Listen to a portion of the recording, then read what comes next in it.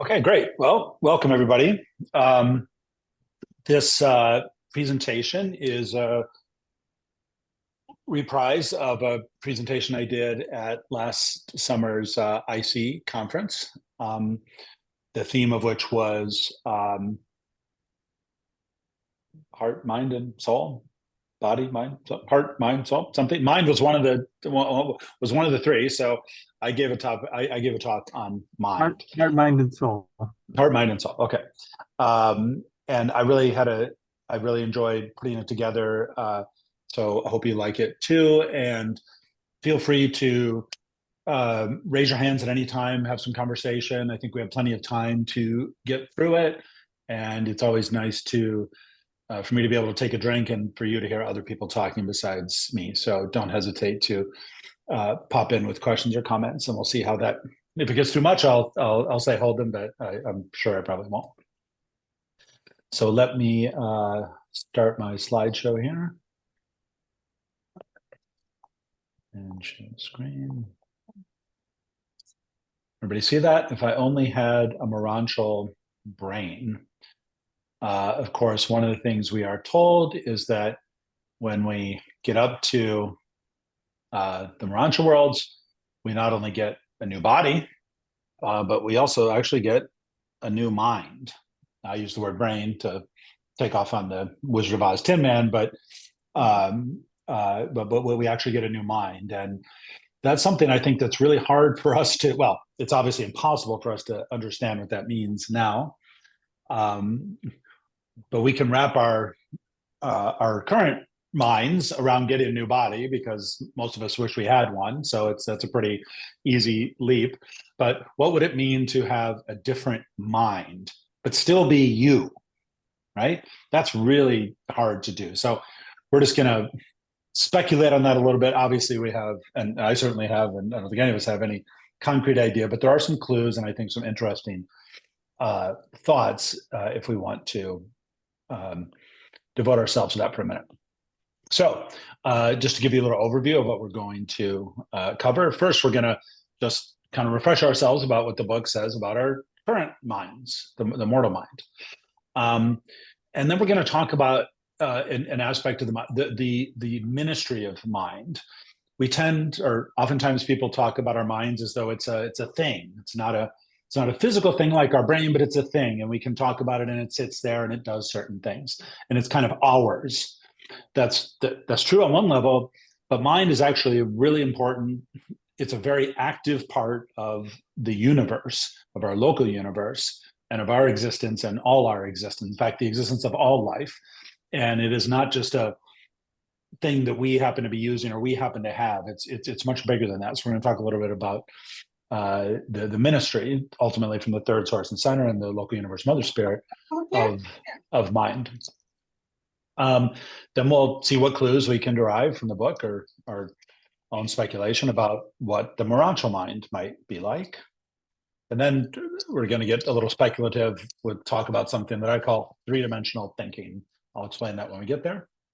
We're going to play around a little bit with what we read as the Morontial Moda. Of course, those aren't really the Moda statements. Those are the mortal statements, but we're going to see what we might speculate about what the true Moda side of those things are in light of our discussion. And then we're going to talk about, is there some way we can at least hope to, where we can't actually activate a Morontial mind, but, can we gear our own minds and spirits and souls toward that eventuality, starting now. So let's talk about the minds that we currently have, or at least what the book tells us about the mortal mind.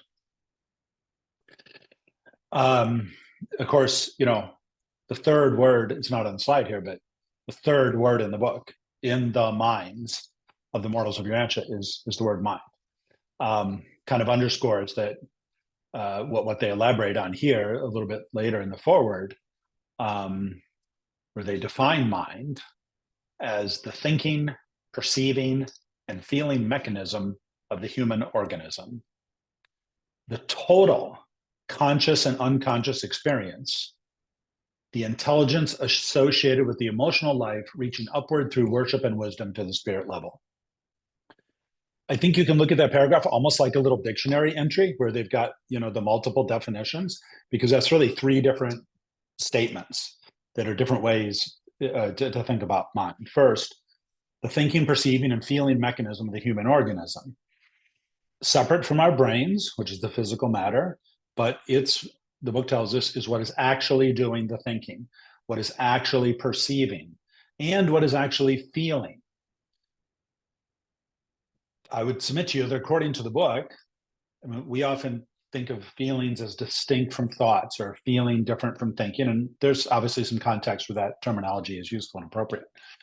But the thing that does the feeling is the mind.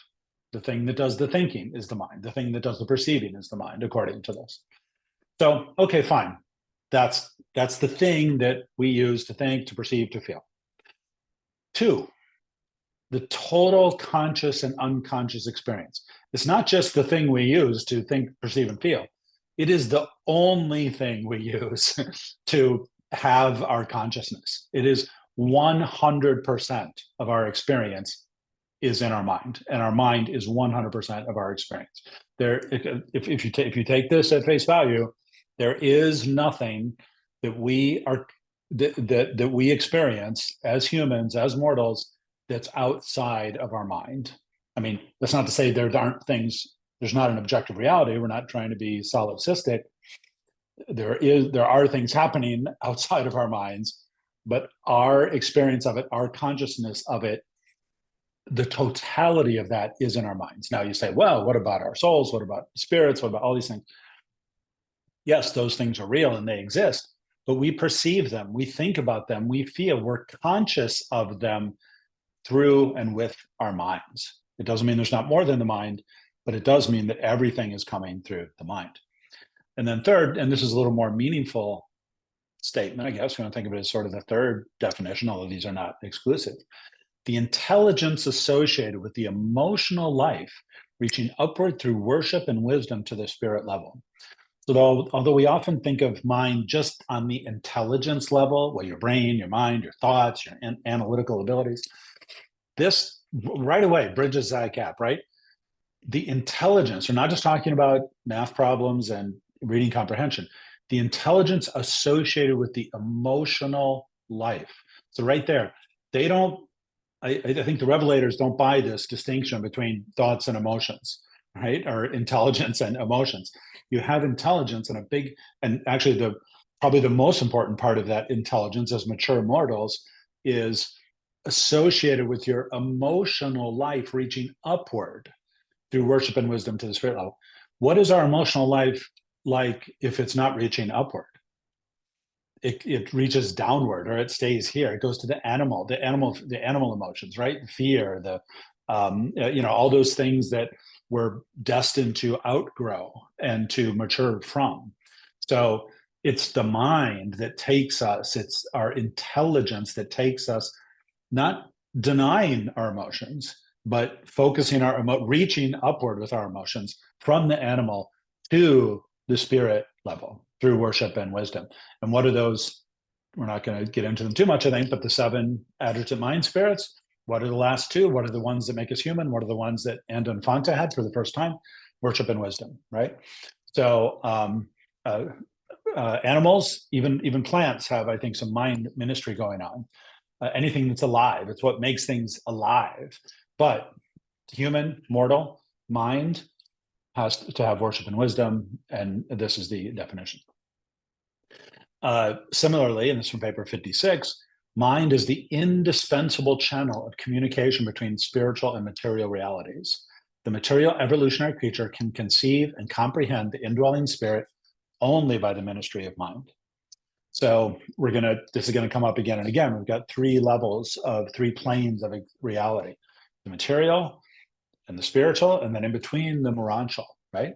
And the mind is in that second category. It goes with the Morontial category. It's the intermediate level between the physical material world and the spirit world. It's the one thing that can deal with both, right? We're very familiar with how the mind deals with the physical world. We can see it, we can touch it, we can analyze it, we can manipulate it, we can react to it. Hopefully, we're getting more and more comfortable with our minds interacting with the spiritual level through our own souls and an outside spirit influences. But obviously, that's much harder. And for all of us, I assume, a much smaller piece of our, the energy of our mind, at least as we currently are, is going toward that. But it's the thing that can go between those levels. Otherwise, the physical and spiritual would, never meet or communicate or be uplifted. There has to be the intermediary. And for us, that's the mind. And then it says the material evolutionary creature, that's us, can conceive and comprehend the indwelling spirit, the thought adjuster, and of course our souls, only through the mind. We could not, if we were simply physical creatures or had animal brains or plant brains, if you will, communicate or have any conception of or comprehend the spirit forces around us, but mind allows us to do that. Did you have a question, Ken, or comment?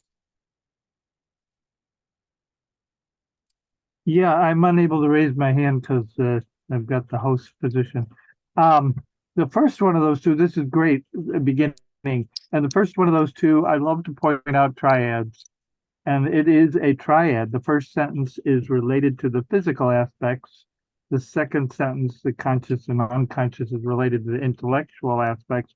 And the third brings us to the relationship to the spiritual aspects. So I love that triad. And I love that they call it a mechanism, thinking and feeling mechanism. Yeah, thanks. That's a good point, right? Those three definitions are really on those three levels. And again, mind is the one that can, and it's the only thing we have at the moment, to talk about all three, that can give us insight into both the material and the spiritual, and of course, itself.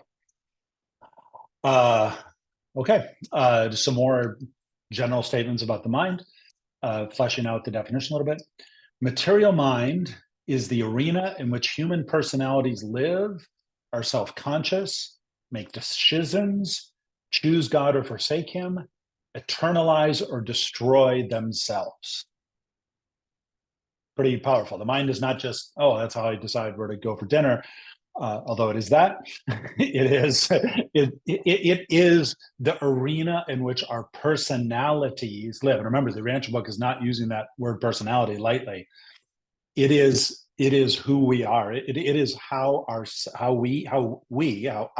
you live. That's the arena we're living in our minds. Not to say we're, again, just our mind, but without that,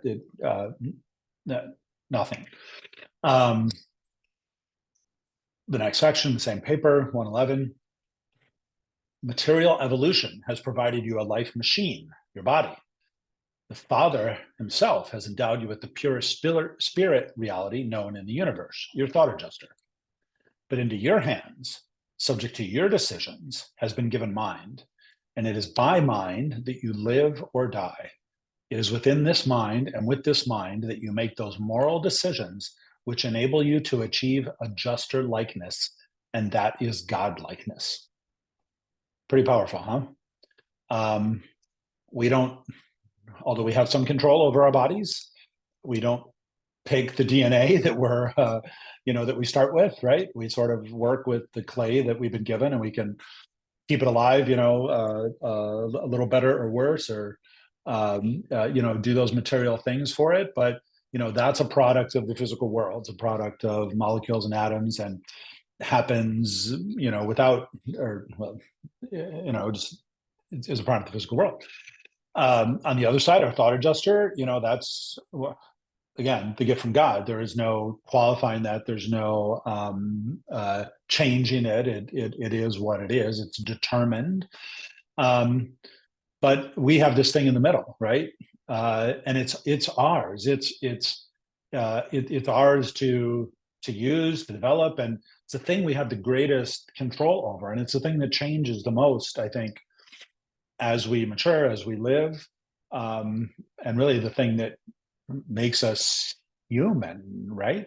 But eventually, it's the thing that also gets us to the next level, makes us godlike. Here's another helpful definition, same paper. Mortal mind is a temporary intellect system loaned to human beings for use during a material lifetime. And as they use this mind, they are either accepting or rejecting the potential of eternal existence. Mind is about all you have of universe reality that is subject to your will. And the soul, the Morontial self, will faithfully portray the harvest of the temporal decisions which the mortal self is making. Let me stop there for a second. It's all you have of universe reality that is subject to your will, right? We can move the bricks if we put our bodies to it, but there's a limited amount of we can do with the physical world, and we can only do that by using our minds. It's the one it's the one thing we have a choice over. So it is where the true choice sits, right? That's going to determine our future. And I love this next sentence, the third one. Human consciousness rests gently upon the electrochemical mechanism below and delicately touches the spirit Morontia energy system above. Of neither of these two systems is the human being ever completely conscious in his mortal life. Therefore, must he work in mind of which he is conscious. So we don't have consciousness of our brains. We can't feel our brains or look at them and understand what's going on inside them. We can't really see much in the spirit. We can just sort of hope to be open to its influence and its leading. But the one thing that we can do is work with the intermediate. They go on. It is not so much what mind comprehends as what mind desires to comprehend that ensures survival. It is not so much what mind is like as what mind is striving to be like that constitutes spirit identification. It is not so much that man is conscious of God as that man yearns for God that results in universe ascension. What you are today is not so important as what you are becoming day by day and in eternity. This is great, huh? It's not what we know. It's not what we think. It's what we want to know. It's what we want to think. It's what we desire to know and think, which a lot of which we're not going to know until much later in our universe careers. But that's what opens the door, and again, would be impossible without the mind. Some more poetry from paper 111.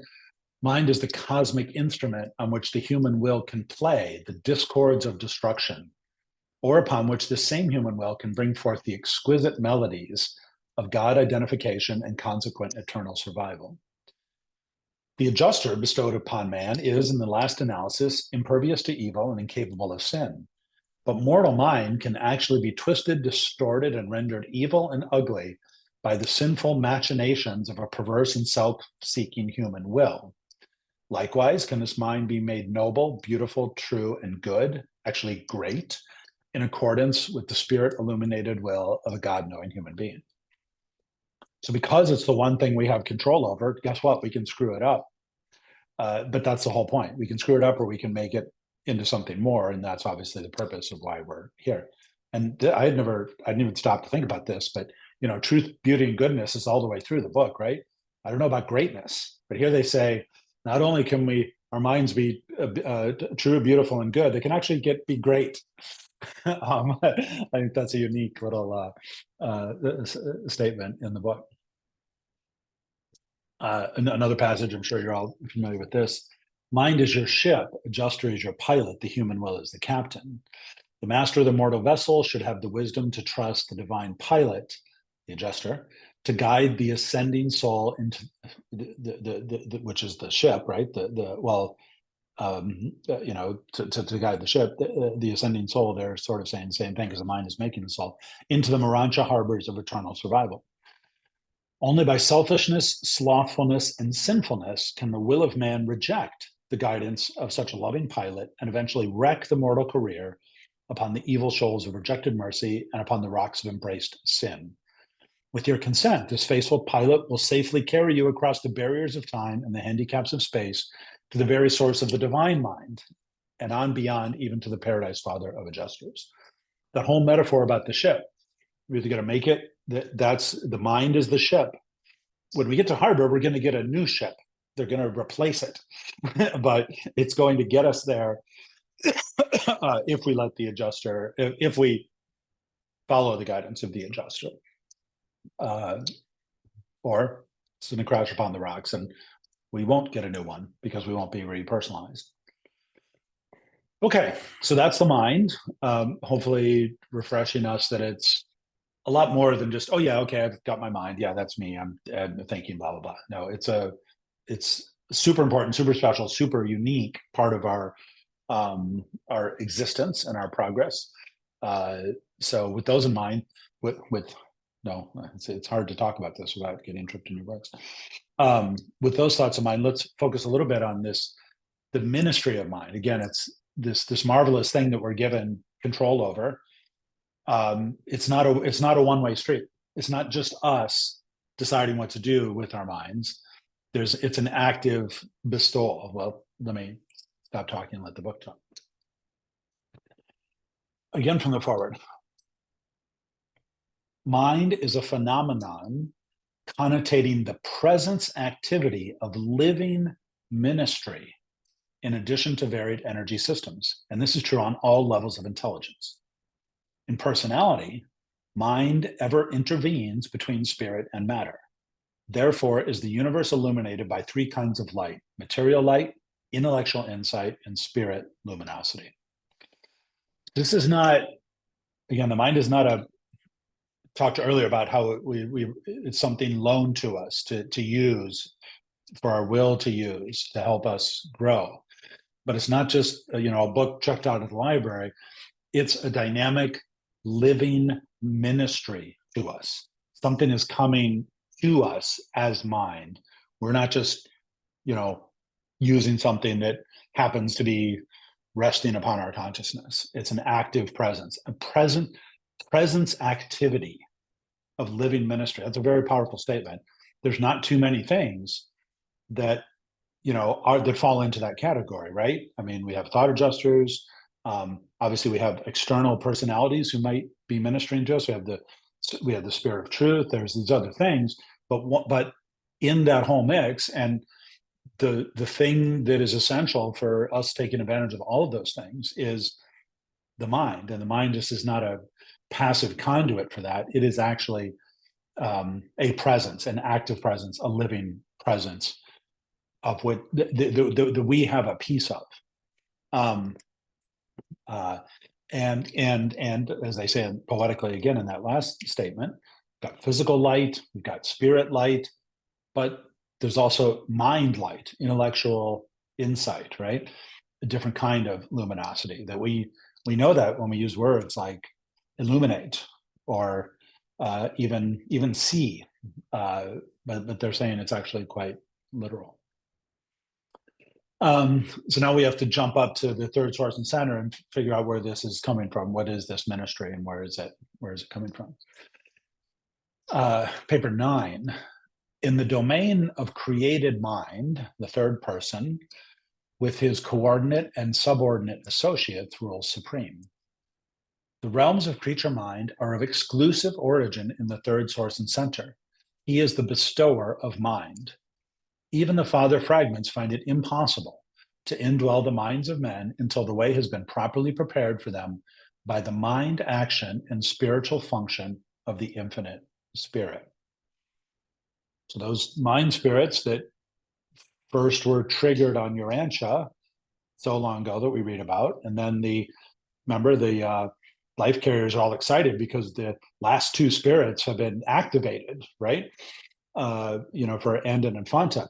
Only when the mind is there, only when that ministry that has its source in the conjoint actor, in the infinite spirit, is the thought adjuster even capable of coming, right? This unique feature of mind, or the unique feature of mind, is that it can be bestowed upon such a wide range of life. Through his creative and creature associates, the third source and center ministers to all minds on all spheres. He ministers to human and subhuman intellect through the adjutants of the local universes. Through the agency of the physical controllers, ministers even to the lowest non-experiencing entities of the most primitive types of living things. And always is the direction of mind a ministry of mind spirit or mind energy personalities. I think this confirms everything that's alive, even the bacteria, or an amoeba, or not to mention plants and animals, and our pre-human ancestors, human and subhuman intellect, even to the lowest non-experiencing entities of the most primitive types of living things. That lightning in the swamp or Dr. Frankenstein moment when the inert atoms or chemicals or whatever become something alive that no one really knows how it happens and we've never been able to replicate. That's because there's a mind spirit that activates that and gives it life. Of course, coming to fruition with us, with all 7 of those, and actually a place now that is sufficient to receive the thought adjuster, and thus the potential for survival beyond the material world. All those other things are going to stay in the material world. They're not going to escape to another level. And always is the direction of mind a ministry of mind, spirit, or mind energy personalities. In other words, there's some external spirit or personality, third source and center, local universe mother spirit, et cetera, that is actively ministering to us through our minds. There's a personality or a spirit behind that. It's not just there like the rocks and the and the cosmic dust. It's being ministered by a personality.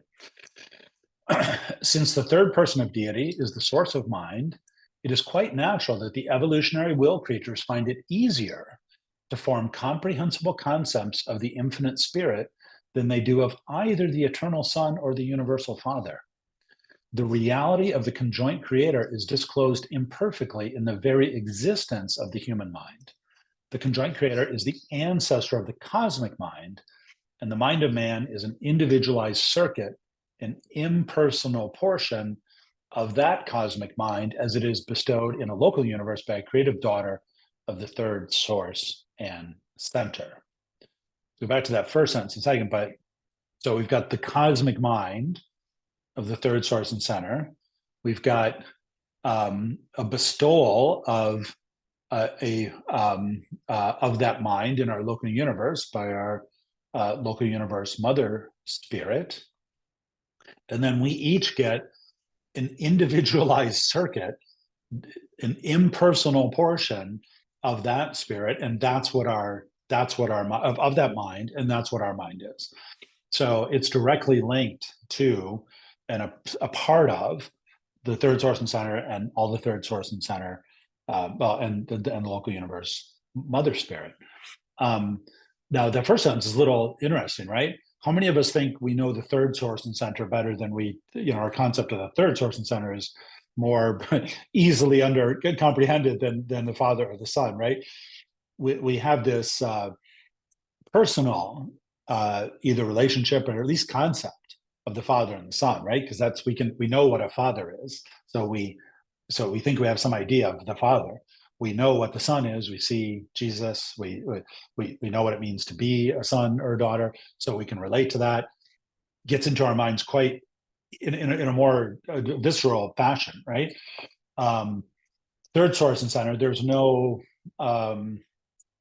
there's no person to identify it with in our everyday experience, right? We don't have that easy jump.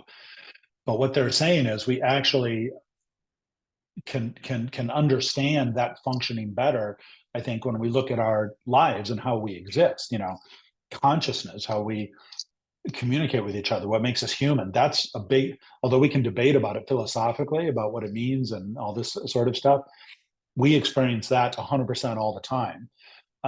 Whereas we're not always conscious of the Father. We're not always conscious of the ministry of the Son, as much as we might want to be. But we're always conscious of our own minds, right? So it's an active, ongoing connection. Now, but here's, again, something that's been given to us. So we have the potential to kind of both to make it good and to make it not so good. Because the third person is the source of mind, do not presume to reckon that all phenomena of mind are divine. Human intellect is rooted in the material origin of the animal races. Universe intelligence is no more a true revelation of God, who is mind, than is physical nature a perfect revelation of the beauty and harmony of paradise. Perfection is in nature, but nature is not perfect. The conjoint creator is the source of mind, but mind is not the conjoint creator. Okay? So the infinite spirit is perfect, is eternal, right? Coexistent with the Father and the Son. But that doesn't mean this thing that we have from him is perfect.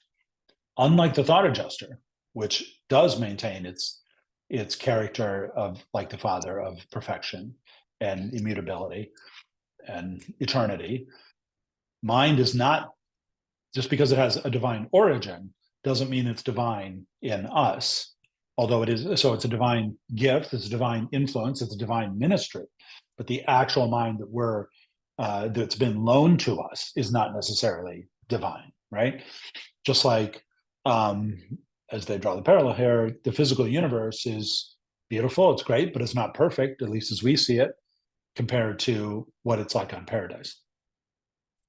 They go on, mind on Urantia is a compromise between the essence of thought perfection and the evolving mentality of your immature human nature. The plan for your intellectual evolution is indeed one of sublime perfection, but you are far short of that divine goal as you function in the tabernacles of the flesh. Mind is truly of divine origin, and it does have a divine destiny, but your mortal minds are not yet of divine dignity. I don't think that's a surprise to any of us, but I think we go the other way. We realize our minds are not perfect, let alone even close to divine, and then we kind of forget, though, that it does have this divine origin and divine destiny, because it's because it is sort of elusive. And of course, all too often, you mar your minds by insecurity and sear them with unrighteousness. You subject them to animal fear and distort them by useless anxiety. Therefore, though the source of your mind is divine, mind as you know it on your world of ascension can hardly become the object of great admiration, much less of adoration or worship. The contemplation of the immature and inactive human intellect should lead only to reactions of humility. Long way of saying you guys have a long way to go and you're lucky to even be here and to get started on the path, right? And certainly, no matter how smart we think we are, how smart we think somebody else is, we have to keep in mind that it's for us, 99% of us, 99% of the time, I think, we're distorting them, right? We have marred or seared, or fearful or anxious minds, when that is definitely not what we're eventually going to have, right? We're destined to have a perfect divine mind, not getting it in this life, probably not getting it on the Morontial level, although it's a big step up. There's ultimately going to be a spirit mind, and ultimately, when we're perfect, as the Father's perfect, then our minds will be perfect too, but not until then. Some more things now. This is from jumped all the way to the last paper in the book, right? So this must be important. The human mind does not create real values. Human experience does not yield universe insight. We can have values, we can have insight, but not real values, not universe insight. Concerning insight, the recognition of moral values and the discernment of spiritual meanings, all that the human mind can do is to discover, recognize, interpret, and choose. We're not creating our own reality, but we can discover real things of things of true value. We can learn to recognize them, we can interpret them, and we can, most importantly, we can choose them. That's what we said earlier, right? It's not everything that we know, it's what we're choosing and what we choose and what we choose to choose, what we want to choose, even if we haven't been allowed to see it yet, or really allowed to pick it. Wanting to choose it, choosing to want to choose it is really the essential step. The moral values of the universe become intellectual possessions by the exercise of three basic judgments or choices of the moral mind. 1, self-judgment, moral choice. 2, social judgment, ethical choice. 3, God judgment, religious choice. Thus, it appears that all human progress is affected by a technique of conjoint revelational evolution. I'm not going to try to define that or anything, but we're making choices for ourselves, moral ones. We're making choices with regard to our functions with other people, socially, ethically. We're making choices about what we believe, our religion, our spiritual progress. Those are the things that we're exercising in our minds, and those are the ways we can eventually get the moral values of the universe to be ours. And then this, I hope it's the final quote in this excerpt. Unless a divine lover lived in man, he could not unselfishly and spiritually love. The adjuster, right? Unless an interpreter lived in the mind, man could not truly realize the unity of the universe. Unless an evaluator dwelt with man, he could not possibly appraise moral values and recognize spiritual meanings. And this lover hails from the very source of infinite love. This interpreter is a part of universal unity. This evaluator is the child of the center and source of all absolute values of divine and eternal reality. So as they're talking about the adjuster, but what follows the adjuster? What is the adjuster working on and with? What chooses what the adjuster is seeking? What chooses what God wants as his will? What is consecrating our will? The mind. The mind is doing all of that. It's our job to make our minds less animal, more spiritual, and it's the only way we can bridge that gap. But it's but the mind itself is built for this. The mind is given to us for this. It's active in us for this reason.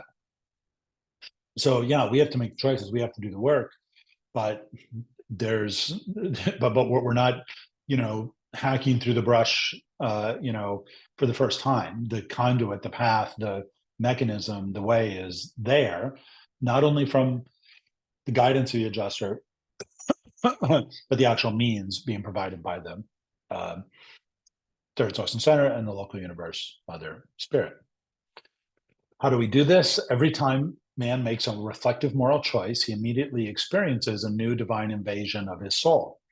Moral choosing constitutes religion as the motive of inner response to outer conditions. But such a real religion is not a purely subjective experience. It signifies the whole of the subjectivity of the individual engaged in a meaningful and intelligent response to total objectivity, the universe and the maker. We're making the right choices, but we're not in isolation. We're responding to true spirit values. How do we do that? The meaningful and intelligent response through the exercise of our mind, only because the mind is allowing us to do that, giving us the opportunity to do that, are we able to make progress. It's a two-way street. And so we talk a lot about the adjuster, but there's another powerful influence that we have. We know there dwells within the human mind a fragment of God, and there sojourns within the human soul the spirit of truth. And we further know that these spirit forces conspire to enable material man to grasp the reality of spiritual values and to comprehend the philosophy of the universe meanings. But even more certainly, we know that these spirits of the divine presence are able to assist man in the spiritual appropriation of all truth, contributory to the enhancement of the ever-progressing reality of personal religious experience, God consciousness. All of that, again, happening through the ministry of mind with our choosing, with our active participation in our own minds, making our minds divine. And when we kind of pull back from all these quotes, we see each person of the Trinity acting on us and with us in a different way. The Father has given us a thought adjuster, and that's our connection to him. The Son, again, through the local universe creator Son, has given us a spirit of truth. The Spirit, through the local universe Mother Spirit, has given us mind. It's not the Trinity, it's each three, right? But that's how the personalities of the Trinity minister to us. And the mind, and we do a lot of focusing on the adjuster, obviously, because we're trying to communicate with her. we don't stop to think about our minds very much. That's how we do it. For good reason, we focus a lot on the adjuster. We also talk a lot about the spirit of truth. To further that, mind is the third leg of the stool. It's just as important, just as powerful. It's not as pure. So we can depend on the adjuster. We can depend on the spirit of truth. We can't always depend on our minds. That's the part that we're responsible for. It's actually the part we need to work on the most, right? You're not going to change your adjuster. You're not going to change the spirit of truth. You are going to change your mind. So we talk about following the adjuster. We talk about hearing the spirit of truth. What we're really saying is aligning our minds and using our minds to choose those truths and those spirit realities. And all of these things, what are they doing? They're making our soul, right? Couldn't have a soul with just a thought adjuster. You need the mind. Technically, you don't need the spirit of truth, I think, to have a soul, but obviously that's why it's there to help it be furthered and created. Any questions or comments, Sarah, before we move on to some speculation about what? So all that great mind that we have, it's gonna change. Not in function, but it's actually a new one with sort of a newer model car, right? Or now not a sailboat, but a steamboat or whatever. Kevin. Yeah, back a couple, 3 slides, they had a triad of description of the thought adjuster as a lover, an interpreter, and an evaluator related to a thing, meaning, and value. I love the triads there, and this divine lover, interpreter living in the mind, and evaluator dwelling with us. It again, physical, intellectual, spiritual relationship. But that's secondary to your topic. Thank you for letting me digress a little bit. No, that's good. Yeah, no, it's not. I mean, really the mind is all about those 3 things coming together, right? Mm-hmm. It's the intermediary. We keep hearing over and over, and we're going to see in a second. Morontial is the level that is also the intermediary level. So Morontial and mind are linked in a way that that our minds are a little bit out of place here in the material world. They're going to come into their best and highest function on the Morontial level. On the spirit level, the spirit there is spirit mind, but the spirit, in some ways doesn't need the mind like we do now, or we will on the Morontial level. Linda. Yeah, I just the change from material to Morontial mind is related to our becoming less material and more spiritual. I guess I just wanted to add that to your conversation. Thanks. Yeah. Yes, that's a good point, right? And they tell us that we're still going to be. It's not like when we get to Mansonia 1, we all of a sudden we can see. We can't even see most of the spirit worlds, right? They still have to make things visible to us, or we need helpers and stuff. So it's not automatically even ready, but eventually. George. Can you give me a little definition of ethics? They separated ethical choice from moral choice. And how does moral differ from ethical? And does ethics mean something a little beyond doing what's right? I think, well, just going off what's here from paper 196, and I forget where else it is. It's somewhere like, but I do think it's elsewhere discussed. At least the book uses the terms in a way where your moral decisions are your personal choices and reflections and actions, right? Do I steal the candy bar when no one's looking? Do I, do I do this? How do I find God's will? Those are moral questions. Our first time we do it, we're ready for a thought adjuster, et cetera, et cetera. I think we all are comfortable with that, concept. is that ethics. I think in loose conversation, we don't always see a distinction. In our casual conversation, might not see too much of a difference. Yeah, it's ethical not to steal a candy bar when no one's looking. But I think what the book tries to do it in a careful is to say it's a group function of choices that are that are ethics. You can have moral choices that govern how you relate to other people, but sort of the ethical rules of society are maybe they're saying it's a little bit like Kant's universal imperative, right? Something's ethical if you can apply the rule to everybody, and that makes sense, right? You shouldn't kill other people. Now, there's obviously a moral element to that, but there's also the big ethical element, right? Yeah, we want everybody to follow that rule, not to kill other people. Is this an example of the personal versus the political? I wouldn't use the word political. I think it's too narrow. I think social, but politics would certainly fall within that. Yeah. Thanks. I think. Anybody else have thoughts on that? That's a little bit of my speculation based on hazy memory of some other part of the book. Linda? Is it possible that the moral relates more to our relationship with our highest awareness of, spiritual reality, and that the ethical has more to do with our brother-sister relationship? I think that's probably right, but at least what they presented here, have to be a little careful not to spill over, because they're separating out religious choices as, and I think that's our religious choice. Maybe it's God, maybe it's God's choice. I don't know. So there. Well, certainly, what is religious is moral and ethical.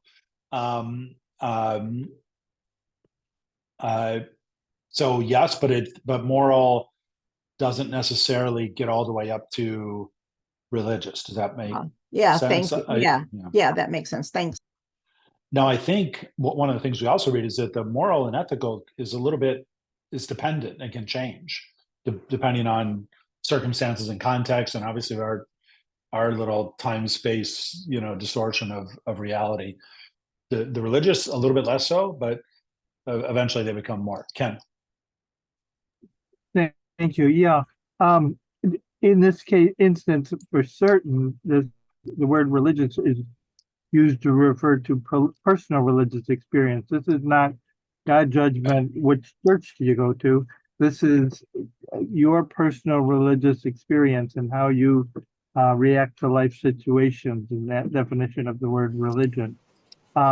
Moral definitely is the personal choices. Ethical choices may be, yes, an individual can make ethical choices, but it's talking about the collective ethical of the social situations where a company collectively decides that their business approach is going to be ethical in this way or not, or actually could be identified as unethical business practices, as one example. So it's the social aspect spills over to, as you use the word group, spills over to the group. The other two are completely individual and personal. The social judgment is both personal as you participate in the group ethical decisions. Is my view on it. Thanks. Alden? Yeah, I think Ken hit on it for me. I may not need to say anything, but it's kind of like if it's a moral choice for me not to use heroin, but I can't tell my brother not to use heroin. But as a society, I can participate with a whole society to outlaw heroin. It's a social judgment. Like you have to join with your brothers to enforce the law on your brother. You can't enforce the law yourself as an individual, but you can make a moral individual choice not to use heroin. Right. So yeah, that hopefully that is what Ken was saying. Yeah, I think that's consistent. I think that makes sense. And it's what I've been saying too, although it just occurred to me that they might actually in this passage be using it at a more concrete level and saying you make choices for yourself. Those are moral choices. You make choices that involve other people. Those are in society. Those are ethical choices you are making. And then you make religious choices, and that has to do with your relationship with God. So maybe they're coming at it even a little more simply. I think we're right. What are mores? What are ethics? Or what are morals? What are ethics? What's religion? Everything I've been saying is true, but and maybe I'm just sort of speculating. It's not actually consistent with what I just said, but maybe what they're doing is dividing our decisions into three categories. They're the ones that we make personally that just involve us, so to speak. I mean, not no man is an island, but it's our personal decision, our decisions, how we're going to react and deal with other people. They're calling ethical, and then our decisions with regard to our relationship with God, our religious choices. Paul? Yeah, I guess I'd try to make this as simple as I can do. To me, self-judgment or moral choice would have to do with your judgment of yourself. Are you a good person if you do this? And social judgment or ethical choice would then expand that into, does society benefit from what I'm doing? And then God judgment, to me, comes down to faith. If you have faith that things that you're doing, what you're doing is going to work out, if you're doing the best you can do, then that's a religious choice. That's all I had to say. No, I think that's another very good way to look at it. The book will do this, right? It'll present these things like triads. It'll say things in these different ways, kind of making the same point because it's helpful ways to look at it. Obviously, the key point in this passage is we make these choices, we make these judgments. It's our mind that we use to make all these judgments, and it's that's all we can do.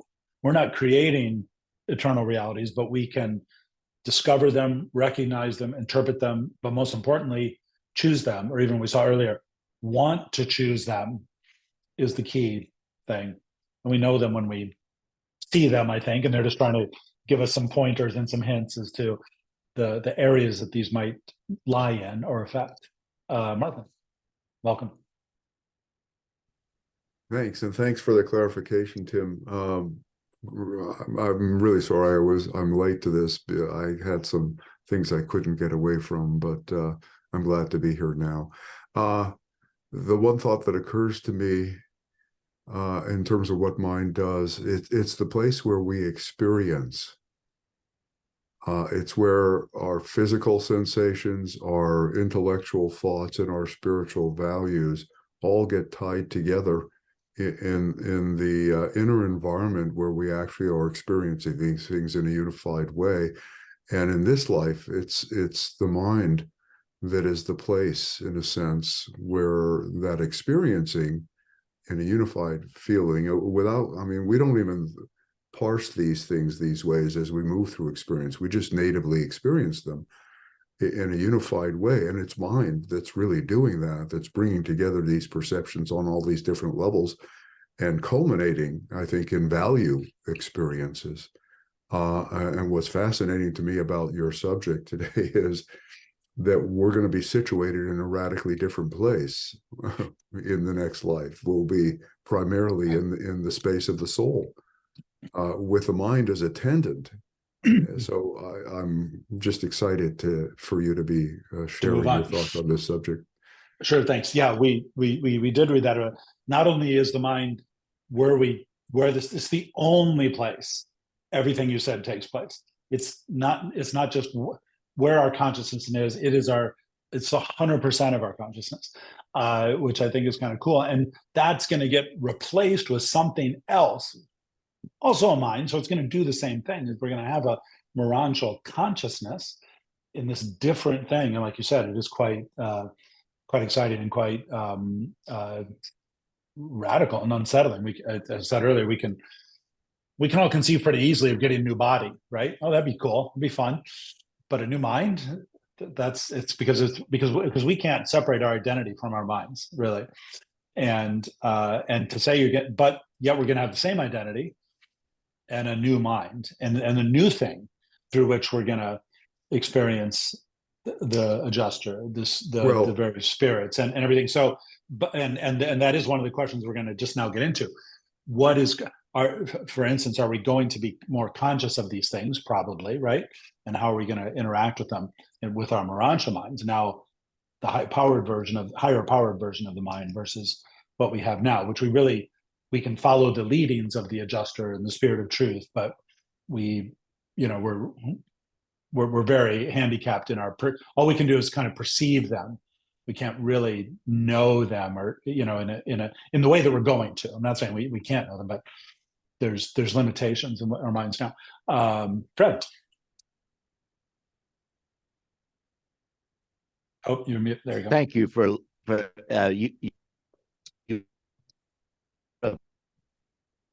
the idea of a new mind.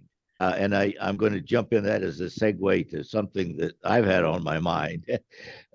Pun there. There we go. That's the cell phones that we each have in front of us. What if that cell phone became implanted in your brain and you had a new mind that was augmented by the cell phone and its attachment to the adjunct in addition to your own memories or your own sensations, for that matter, you would have all the memories and information and sensations that are available on the internet as part of your new mind. Thank you. I wanted to toss that in and see what would happen in the conversation.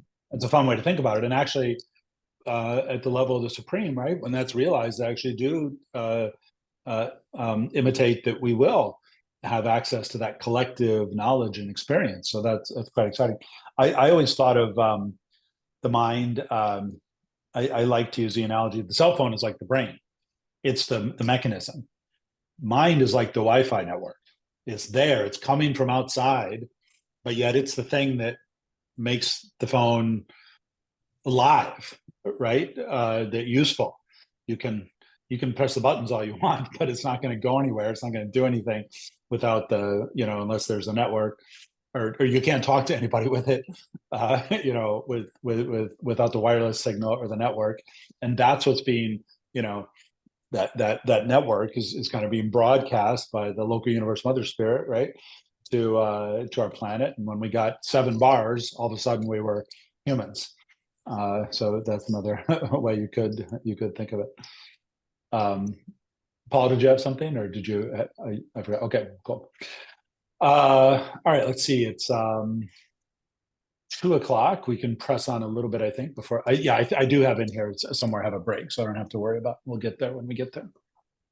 Okay, so we've been talking about what the human mind is, what the mortal mind is, and so now let's see what we can glean at first of what the book gives us any clues about what the Morontial mind might be like, and then we'll speculate even more and get more off track. Okay, so let's remind ourselves what Morontia is. Morontia is a term designating a vast level intervening between the material and the spiritual. It may designate personal or impersonal realities, living or non-living energies. The warp of Morontia is spiritual, its wolf is physical. Anybody want to explain to me that last sentence? It's not essential, but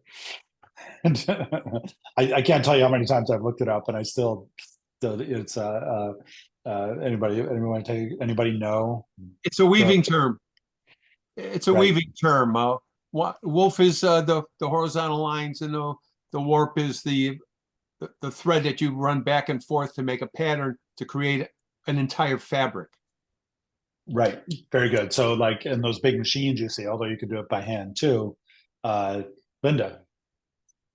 So the it seems to me the warp is a little bit more of the structure of where we're trying to go, and that the wolf is the physical experience, living experiences that are process of going in that direction, perhaps. Yeah, that's good, right? The spiritual is there, and the wolf is kind of, being used to build on it, right? So if you imagine those, those big machines, there's got the strings hanging down, and then the person pushes the thing, and it goes back and forth and back and forth, and it makes the cross pattern, and then you keep slamming them together tight enough, and you've got a rug or whatever. The most important point thing here is that Morontia is made of, it's the thing that's in between, and it's combining both those things. Marvin. This is really a lovely metaphor. So the warp, so one element, whether it's vertical or horizontal, is spiritual. The other element is physical.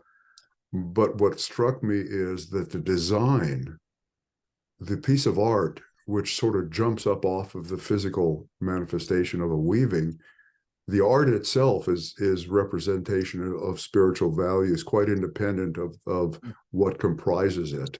Meaning the artistry of the Morontial life and the life we live, I think, are the spiritual values that we live out, we actually experience with each other in our relationships, and that's pure art.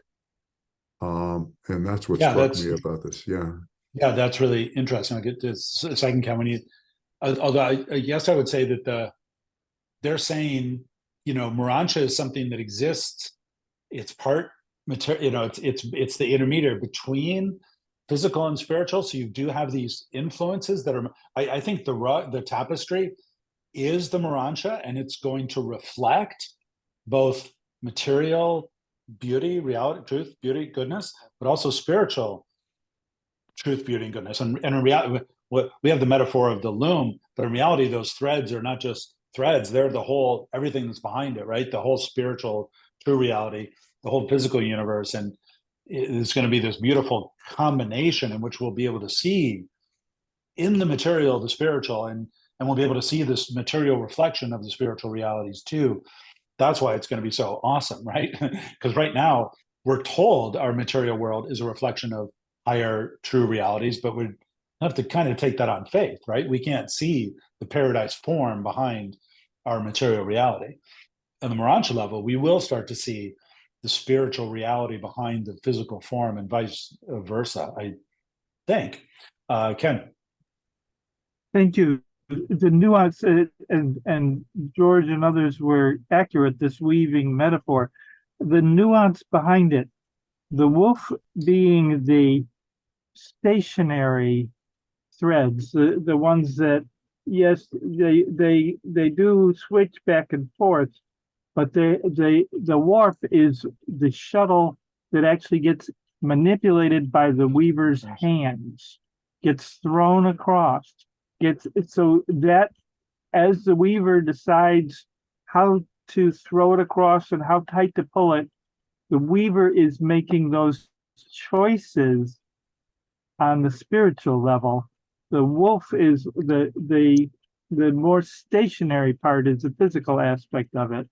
The spiritual part is the choosing part and the handling part and the major moving part. It's a great metaphor. I love it. Thanks. Alden. And I would just like to add a definition from a dictionary of the 19th century. Oh, cool. That warp is to move a ship along hauled by a rope attached to a stationary object. So you're moving things along with the spiritual, and the wolf, in an old definition of the term, means imitative. So the physical just imitates the spiritual. Wow, that's very interesting. That's great. Thank you so much for that. So I guess like warp speed on Star Trek actually has a nautical origin. Is that true? Give me warp 7. Yeah, according to this one definition, yeah, it's a nautical term of moving things forward. It's also interesting in context of the Imagine book. I didn't mean to say it others, but both those things are true. Awesome. So yeah, so great. I'm glad we spent some time on that. Let's just the beginning part of that paragraph. It's a whole level intervening between material and spiritual, personal and impersonal reality. So there's individuals, personalities, but also impersonal things too. There's a Morontia physical. It's not physical. It's Morontial, but it's like our physical substance, right? Living or non-living. There's Morontia rocks and trees or whatever. Just like there are physical rocks and trees here that we will get to see. They're just not. They're not physical. They're Morontial. Alden, do you have something else, or hand is still up? Alden, did you want to say more? Did you? Or is your hand just actually down? left it up. Yeah, sorry, I forgot to take it. No problem. George. Yeah, just a kind of an obnoxious aside, alluding to the little funny things that Ken adds to the emails when he announces these things. The pattern, I learned this centuries ago when they're weaving tapestries for medieval castles, and they have these huge looms, and it could take a group a matter of years to finish a giant tapestry. The pattern that lays underneath the wolf and the warp is a drawn pattern with the colors and everything, and that is referred to as a cartoon. Oh, really? That's the cool. original use of the word cartoon. It's the Yeah, because pattern that they're following to oh, that's great. the pattern that Right, comes out. because that machine, right? That machine, the person doesn't have to decide every little little stitch. It's already set, and it's a mechanical device, right? Well, that's It's an called a amazing cartoon. etymology. Paul.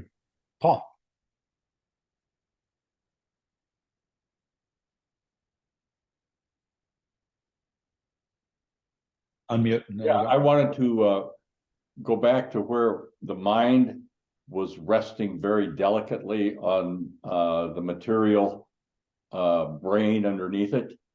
And when we have a Morontia brain, that still mind is going to rest very delicately on whatever this Morontia mind becomes, which to me is really going to expand it a great deal.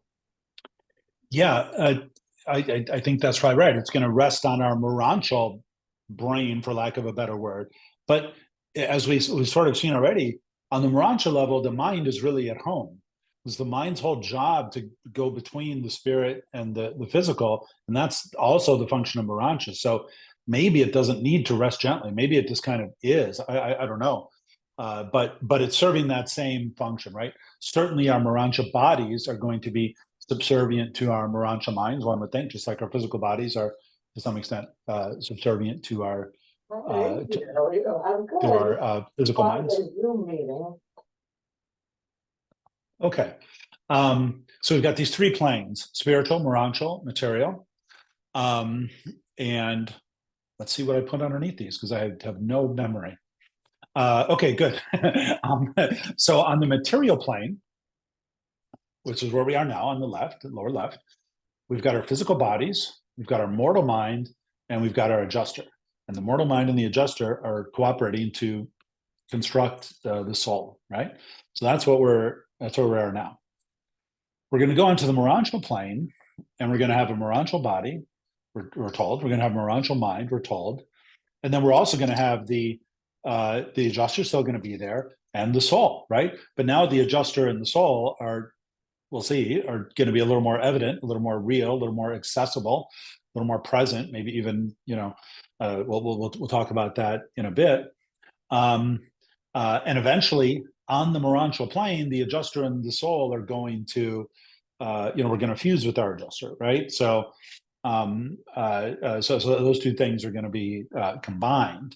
When we get to the spirit plane, past Morontial, we're going to have a spirit form, we're going to have a spirit mind, and then we're not going to have a separate, after fusion, at that point, we don't have an adjuster. We just have a spirit that is the unified entity, right? Of our soul and our adjusters. That I think is right. Ken? We won't have a spirit. We will be a spirit. Right. In one, the adjuster and our soul together is one. One spirit. Actually, that's a good point. And I should have put another line on here. What we are now is humans. What we're going to be at the Morontial phase is Morontial beings, right? But on that last one, we're just spirits, right? And what is a Morontial being? It's, you know, it's something with those, you know, with those characteristics. Okay, let's see what the book says about this. Okay, adjutant spirit minds. That's what we have now. This is the ministry of a local universe mother spirit functioning through her 7 adjutant mind spirits on the teachable, non-mechanical level of material mind. On this level, material mind is experiencing as subhuman animal intellect in the first 5 adjutants, as human moral intellect in the 7 adjutants, as superhuman midwayer intellect in the last 2 adjutants.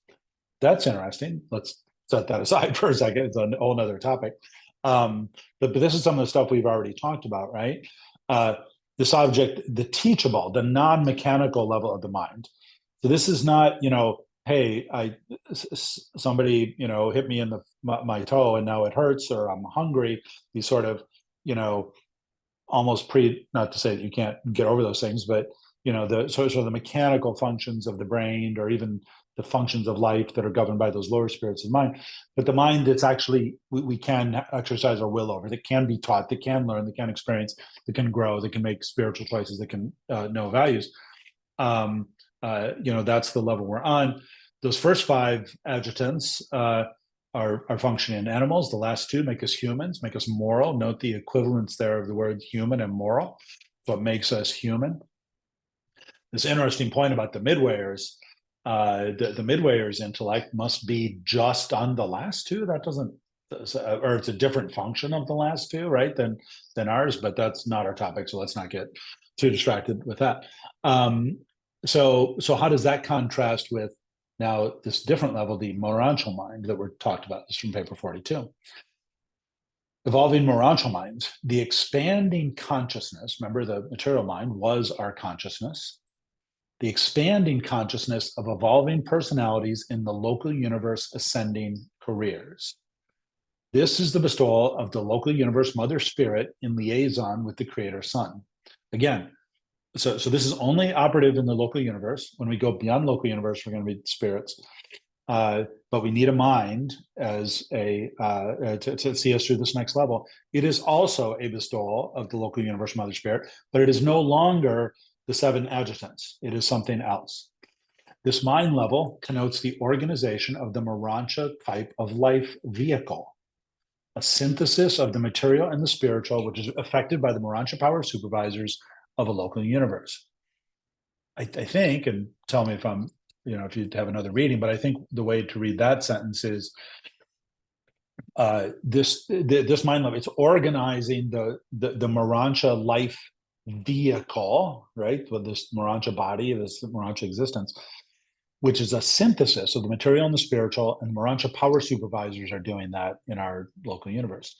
Morontia mind functions differently in response to the 570 levels of Morontia life, disclosing increasing associative capacity with the cosmic mind on the higher levels of attainment.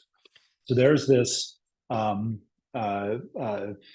bestowal by the mother spirit, okay, in liaison with the creator sun of Morontial mind, and the power supervisors are, you know, and our evolving Morontia cells, bodies and cells are going to be increasingly changed and functioned as it's rekeyed through all those levels.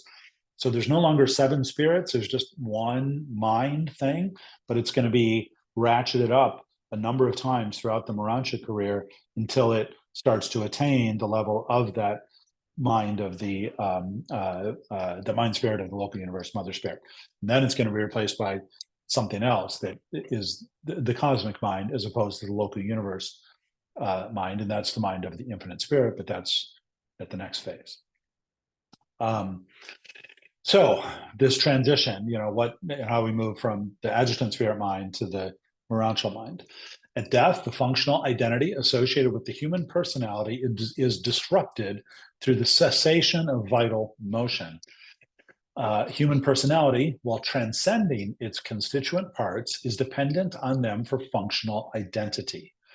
The stoppage of life destroys the physical brain patterns for mind endowment, and the disruption of mind terminates mortal consciousness. The consciousness of that creature cannot subsequently reappear until a cosmic situation has been arranged, which will permit the same human personality again to function in relationship with living energy. Wow. So we have the energy that's keeping our material bodies going, including our physical brain. And although the brain is not the mind depends upon the brain in order to have consciousness. When the brain isn't working anymore, we lose the consciousness, right? And that our personality doesn't cease to exist, but it does cease to function. Dependent upon these for functional identity. Until you have the pieces in the right place, the personality has no place to be, so to speak, even though it doesn't get destroyed. So when a cosmic situation has been arranged, when the right parts are banked together again, then the personality can now function again, because now there's a living energy, a different one, a different body, a different mind, but the same personality is going to be able to function again, because we've got the essential elements from that we read about in other parts that have been carried over by our seraphim and the thought adjuster. Marvin. There's something here that for me is very critical, and I have to adapt the complexity of these wordings to something simpler that I can hold on to. So for me, what I come away with is, for living energy to be encircuited in a person's functioning, there first of all needs to be a form, right? In our life, it's a physical material body. In the next life, upon awakening, it is what they call a Morontial form. It's a vehicle for organismal functioning, organism in our world, but on a higher level, it's a body, the equivalent of a body. And then encircuited in that form, in that bodily apparatus, is mind circuitry, which is a level above anything material. And what they're saying is the mother spirit endows us with Morontial mind circuitry and a Morontial form through the physical supervisors. There was one thing in the previous slide, Tim, if you could go back, that caught me that relates to this. And it's in the second passage. It says in the middle, this mind level, meaning the Morontial mind level, connotes the organization of the Morontial type of life vehicle, a synthesis of the material and the spiritual, which is affected by the Morontial supervisors of a local universe. And my premise is, just as our consciousness is profoundly impacted in this life by our biochemical nature, right? We have bodies, they're genetically determined. They affect our moods and our thought capacity, our circuitry, in a sense. Very similarly, when we reawaken on the mansion worlds, we will have a Morontial form that fortunately is not determined by the willy-nilly of genetics, of physical genetics, but it will be a form that governs the patterning of consciousness in mind circuitry, just as much as our physical body, in a sense, governed what we were capable of in terms of mind function in this life. But the exciting prospect is that all that is very beautifully designed to move us through these 570 different stages of mindal function based on the rekeying of our Morontial mechanisms. To allow for that circuitry to be ramped up and allow mind to function on more and more sophisticated levels. But to me, it's the same principle. It's a Morontial form that governs the circuitry that allows for the different capacity of different functions of Morontial mind. Right. Yeah, I that's helpful, and I think that must be right. Let me add a little asterisk, and I don't think we really know, but because on this plane we've got the body is material, and the mind is is the intermediary. Our minds aren't Morontial, but they're serving the function of Morontia in this existence. And so when we get to the next level, not only is the body Morontial, but the mind is also Morontial. So instead of having physical, mind, and spirit, we now have Morontial spirit. And so maybe the Morontial, there's not as much of a distinction between the Morontial body and the Morontial mind as there is between the physical body and our human minds. In other words, maybe it's even unified. Maybe the body. Yeah. So we have brain, mind, spirit now. We might, in a way, have form and mind might be more combined, because the Morontial level is really the level that the mind is it has the same function, right? The mind's the intermediary, Morontia is the intermediary between physical and spiritual. So I'm sure it works as you said, it has to, right? Because there is a form. We do have to have a consciousness, so it's the same thing. My point is that and you alluded to it too, we're not going to be born like we are now with the physical pull of our brains messing up our minds. It's going to be much more unified and an experience, I think, for our Morontia mind, and whatever our Morontia body or form, as you say, is. They won't be as different. Maybe that's the same point. Well, I think the point you're making, I think if I'm getting it correctly, is that as we continue to ascend progressively, the nature of our form and the mind that works with it get closer and closer together in nature. And, as spirit beings, mind and form and spirit will probably be all of a single substance.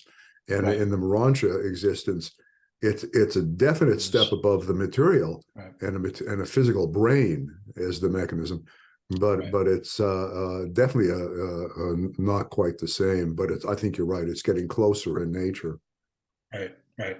And certainly our Morontia mind, we saw earlier before you came on, how our human minds are far from divine, far from perfect, and in fact we can even make them evil through our choices. Even though it's a divine spirit and ministry to us, we can screw it up, and that can happen on the Morontia level too, right? So we still have free will on the Morontia level. We still have control over our Morontia mind, whatever it's going to be. It can still make bad choices. A lot of Morontia beings did make bad choices. For instance, we know they make mistakes, from the rebellion, right? So it's quite interesting. Okay, some more clues about the Morontial mind, and I think we're getting close to the break point. You, as a personal creature, have mind and will. The adjuster, as a pre-personal creature, has pre-mind and pre-will.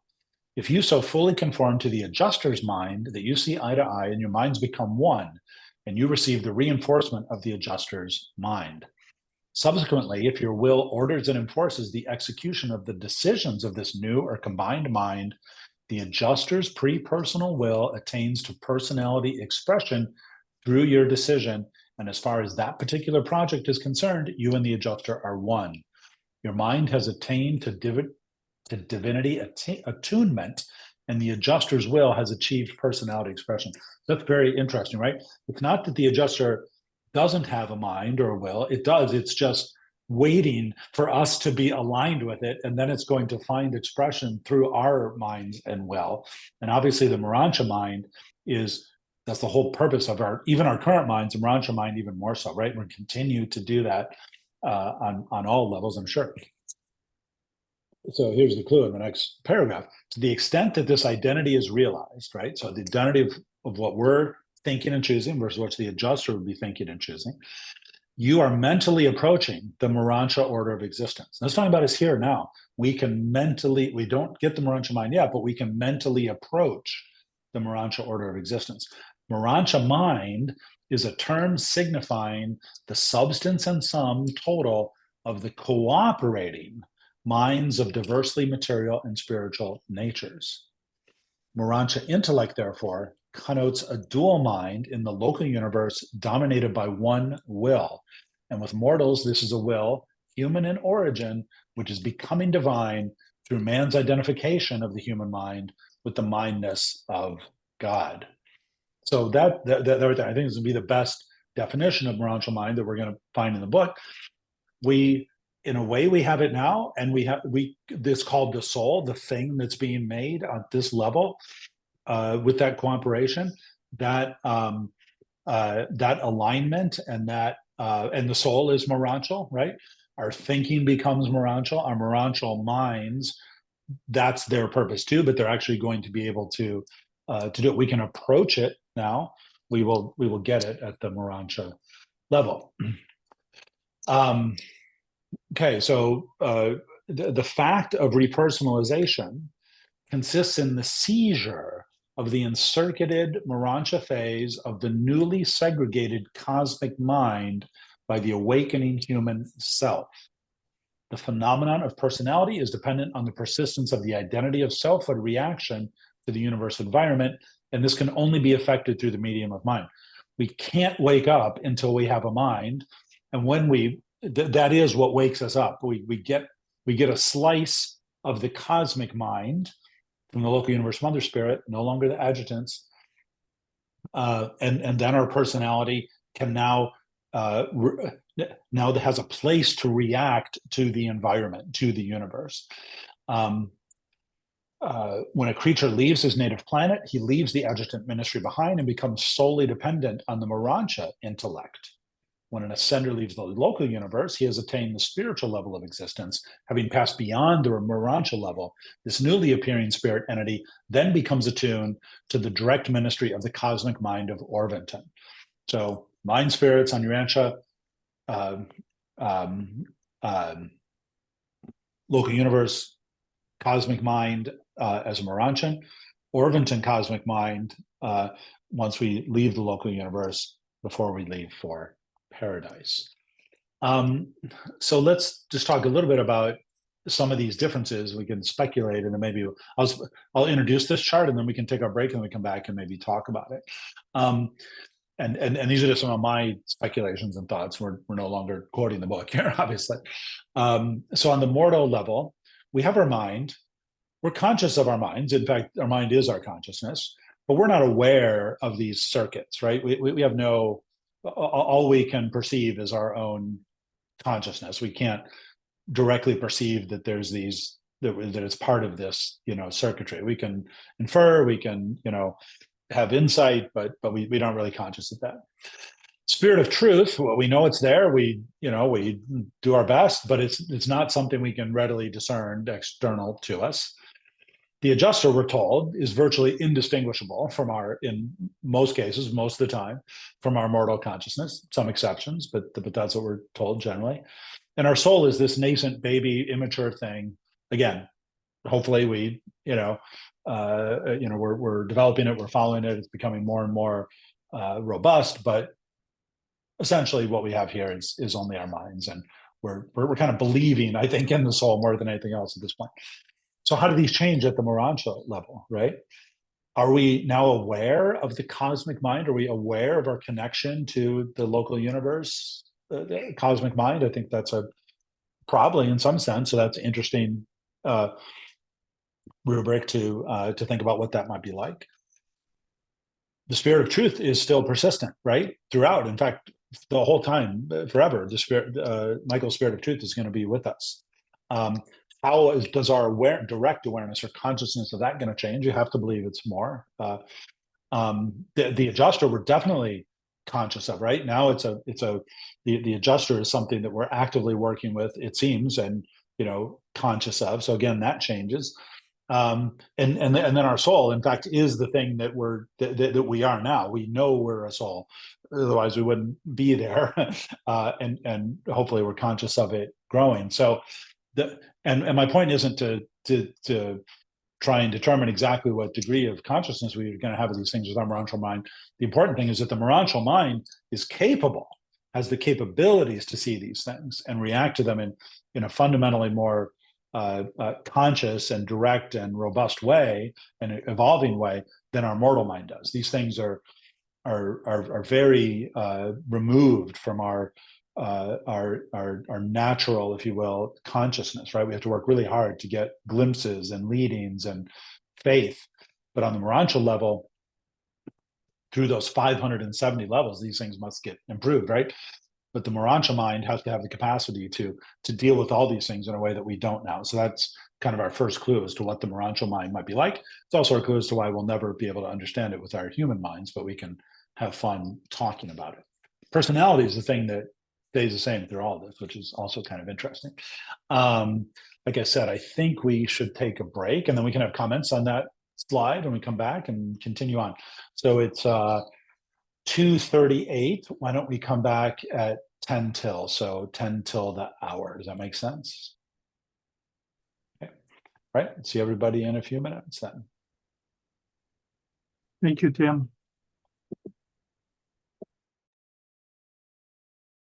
Marvin, can you hold that question? Absolutely. Oh, good.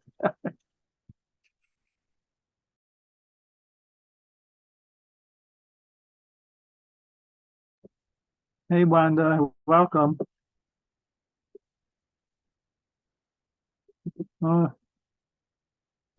I started to call you last night and say, KK, would you wake me up? And I said, no, the alarm has been working lately, but it didn't work today. Oh, That's why it was okay. late. I'm so sorry. I hate coming in like this, but I thought I could at least We're get just some glad of you're it. here. Me We're too. glad you're not the only one that came in after it started. It's okay. Okay, Several thank you people did. much. And we'll talk more after the thing. Okay, I'll talk to you later.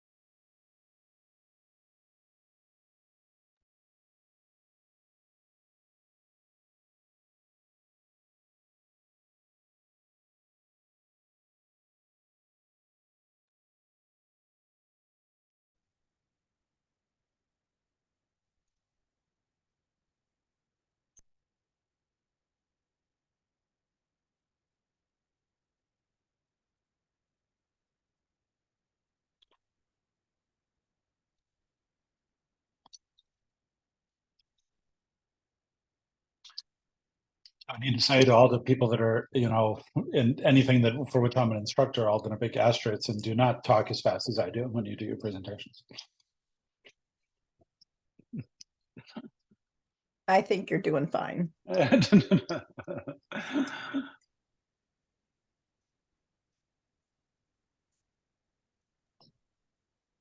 Thanks, ears, our ears can hear a lot more than our, Arguably, I would get in trouble when I was, in doing depositions or in court. The court reporters would say, "You're talking to you have to slow down. You can't do this." Or they could, but it's just very tiring. Yeah. You make us step it up, Tim, and get our minds clicking a little quicker. We have to be alert to hear you. And thanks for chunking your brain, your mind with all that stuff. You're doing a great job, Tim. Thanks.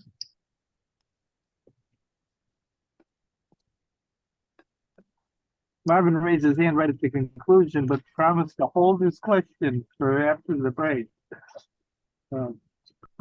Yeah, I would just make one announcement or two announcements. The one announcement next Sunday, let me turn the stand on. Next Sunday, November 19th, we will have two consecutive celebration of life, one for Sandy Powell, and the second for David Owen. Sandy, who passed last December, and David in March. We're just going to spend a little time reminiscing about them next Sunday. Subsequent to that, the other special thing happening will be the annual holiday program and party, a in-person event at 533 Diversity, the Rancho Foundation, and also the program will be available on Zoom for those who cannot attend in person. The RSVP, the invitation and RSVP will be distributed quite soon, but please keep in mind, save the date for Saturday, December 9th of this year for the annual holiday program and party. Any other announcements come to mind? Is the celebration next week going to be just Zoom, or is it going to be at 533 also? Thank you, Tim. I neglected to say that. Yes, it's going to be a hybrid in person at 533, and in part because Sandy was a forum member. So she's one of the last few forum members still with us. But yes, it's going to be in person as well as on Zoom for those who cannot attend in person. 1:30 for those things, right? For that, yeah, the holiday party is different. Yeah. One for that. Right. The holiday party will be from 4 to 8, 4 p.m. to 8 p.m. Thank you, everybody. Tim. Okay. Let's resume. Can go back to this slide.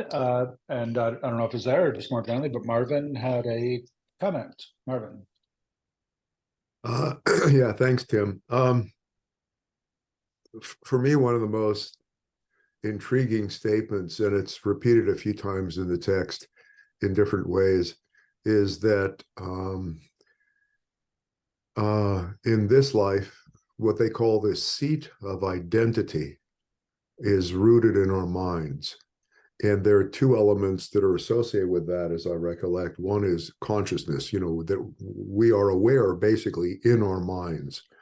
That's where our awareness, our consciousness resides. And the other factor that's related to the seat of identity is will function or decision making and determination of the direction of the personality. And they say immediately upon awakening in the mantra worlds, that seat of identity has shifted and is lodged in the soul, which sort of for me implies that the mind here, the soul is peripheral. to the mind. The mind is sort of central. And the way I understand that seat of identity, it's kind of like the driver's seat in a car. And, you know, where you have these cars that you have dual steering mechanisms like educational vehicles, where you actually shift seats and you can shift the locus of control and the locus of awareness, in a sense, of the vehicle from the left side to the right side. And so that's very interesting. And then in association with that shift that occurs when we reawaken, there's this passage that I just stuck in the chat box, which you may already have shared, or you may share, but I thought it would be very worth introducing too. Do you mind if I read it? Is that okay? No, go ahead. Yeah, I don't think we saw it. We might see it in a slide before, but go ahead and read it. Yeah, mortal mind, and this is 112.6.7.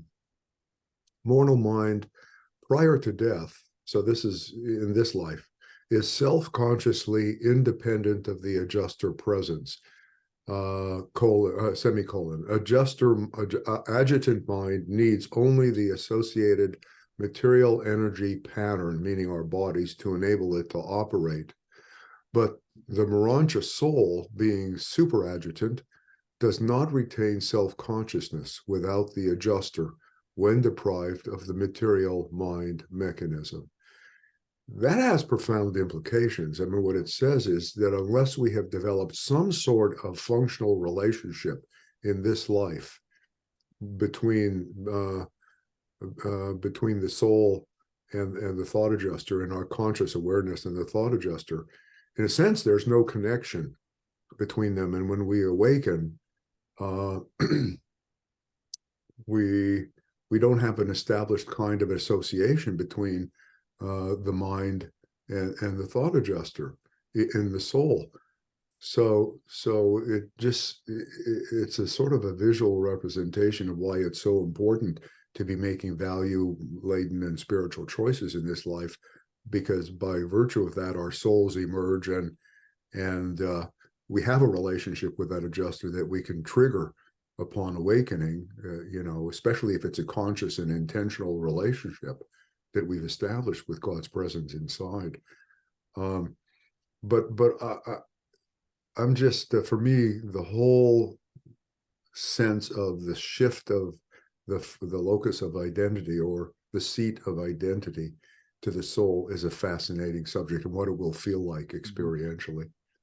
Yeah, thank you for that. It is quite interesting. I think that as I read that second sentence, the soul, yeah, if we didn't have a soul, there would be nothing, there would be no place for anything on the next level, right? So we have to have that soul made by the adjuster and the mind here, at least a little bit, to go on.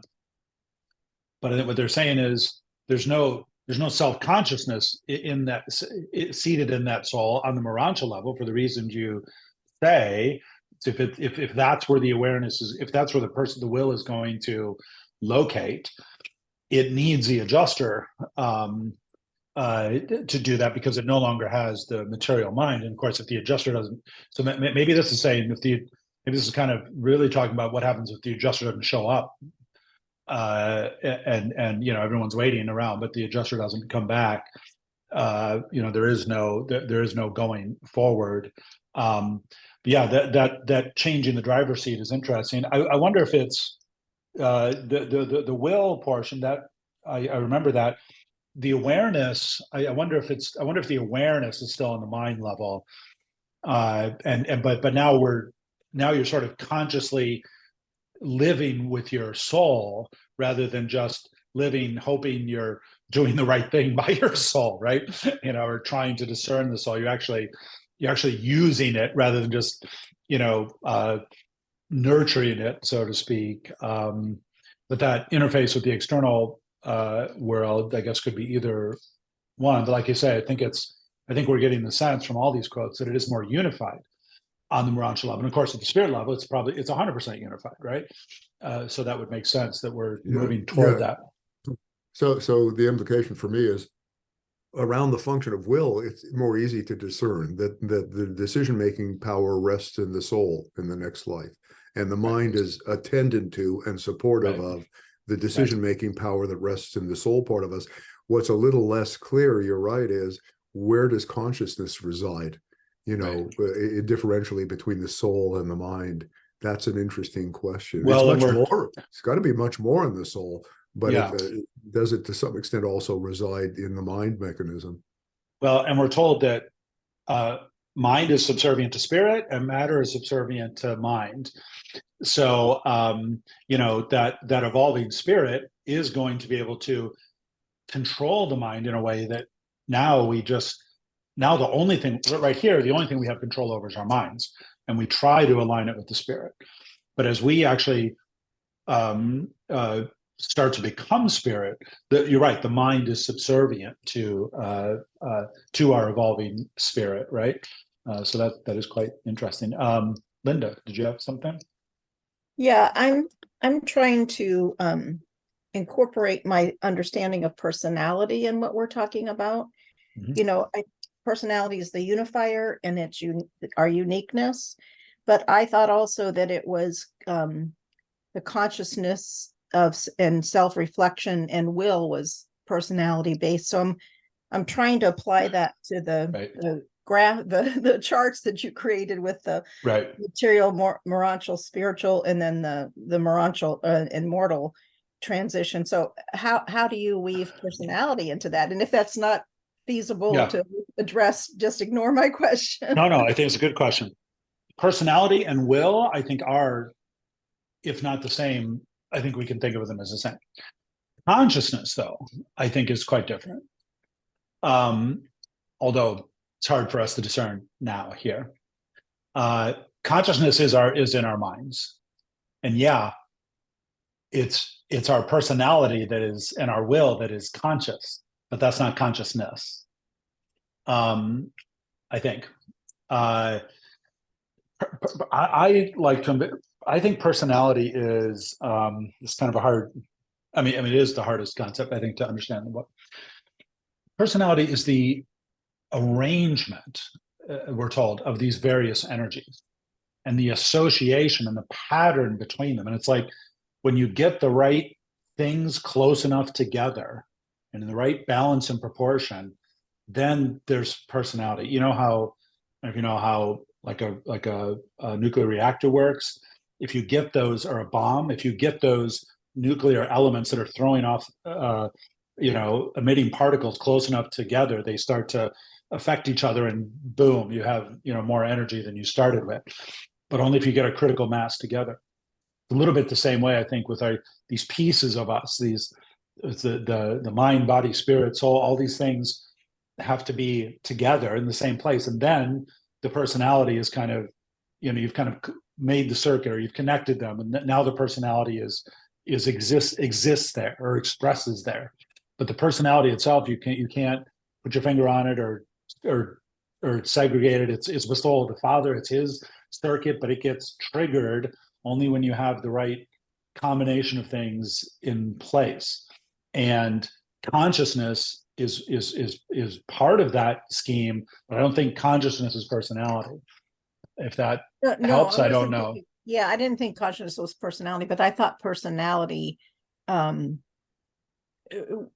was related, how can I say it, presented to us consciousness, or it was our avenue to get to be conscious, that because it was a higher entity, spiritual entity, part of the Father, that it would supersede mind. But I hear what you're saying, your explanation of the components coming together, allowing personality to be active and express and unifying those. That makes some sense to me. So the pre-human, right, is going to have some of the mind spirits, and then when Anda and Infanta got those last two working, they got adjusters, and I would submit to you they got personalities at that same.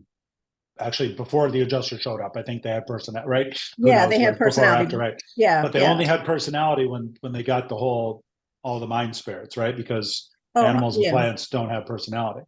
So there was enough there, even without an adjuster. Well, that's not important. I don't know whether it'd be there without the adjuster or not. But so at some point now there's personality, but you have But you can have consciousness. I don't know. Maybe it all comes at the same time, but it's not the same.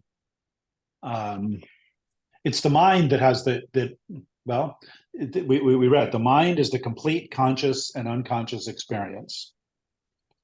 I thought What is yeah, doing the experiencing? It's gotcha. us. And what are us? What is us? What is I? What is you? It's your personality, yeah, your I think identity. But I thought maybe personality came earlier than that, at the adjunct mind spirits, there's a level of consciousness at each level there, it seems to me. Anyway, go ahead, Marvin. Marvin, yeah. Yeah, I think it can be a bit of a false distinction and confusing. So, for instance, I as a person, as a whole person, right? I have ears, right? It's my ears technically that hear things, but I as a person hear things through the instrumentality of the part of me that is my ears, right? And so the seat of hearing is the ears. And when they're saying the seat of identity, I know they are saying something about will and consciousness, but that doesn't mean they're separate from personality. It's the part of personality that is where our sense of self is centered and functioning and choosing. But it's still a part of personality, which is subsuming the whole. The clearest statement of some of this stuff is in this paragraph I just put in the chat box, which uses both personality and seat of identity and soul, and talks about the relationship of them. So for any, you may be looking at that one. Yeah, later. this we did read. Okay. Possession of a mind circuit which has been placed in subordination to the acts and choosing of the will of the human personality. Yeah. So that's where we are now, right? We've been given a personality by the Father and a will by the Father, and we now have a mind, and also from the third, from the infinite spirit, we have this mind circuit that we have, that our personality and will can now act in and has control over. On the next level, we're not going to have that same mind circuit. We need a different place. Like Marvin said, maybe it's some of this now is activated through the soul. Whatever it is, it's morontial. It's no longer material / mindal, right? It's morontial / mindal. I guess if that makes sense. Wanda? Oh, my voice is terrible.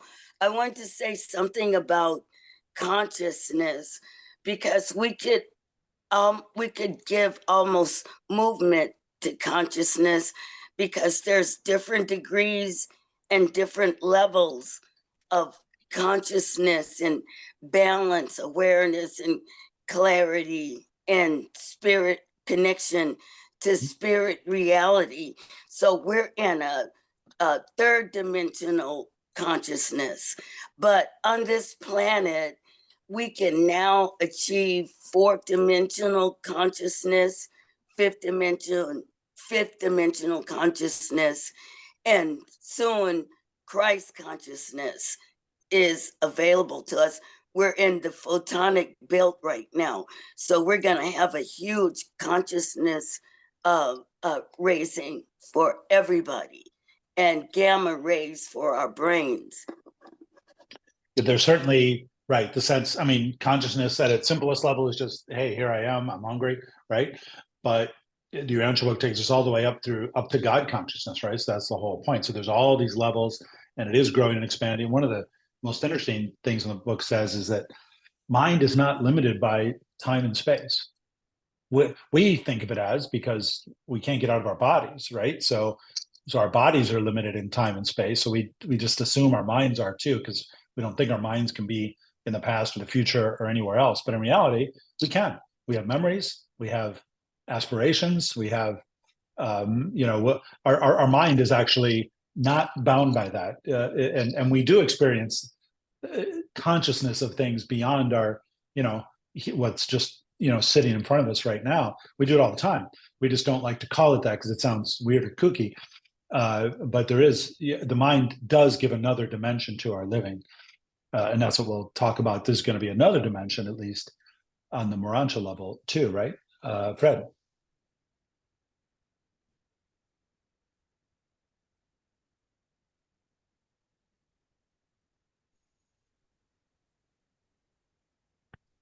Yeah, thank you.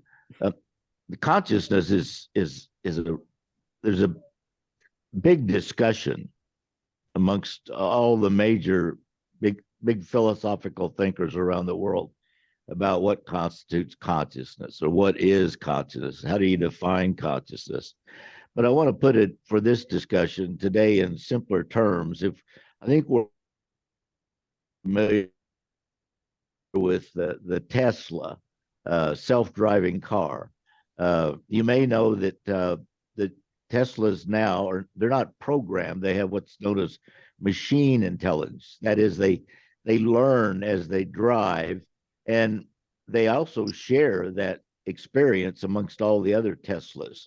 It's like mental telepathy. They can share what one's learned with all of the other automobiles. There's no programmer involved. It's called machine intelligence. And you may know that some years ago, not many, but machine intelligence won the game of Go over human intelligence. What I'm getting at is that when does that become conscious? Like, when does a Tesla automobile that is going to be a robot, if you think instead of having four wheels, it's got two legs and two arms, that's what Musk is going to send to Go later on, is like a version of the Tesla automobile that's in a robotic form. But down to the bottom line is that when does that machine, if you will, become conscious?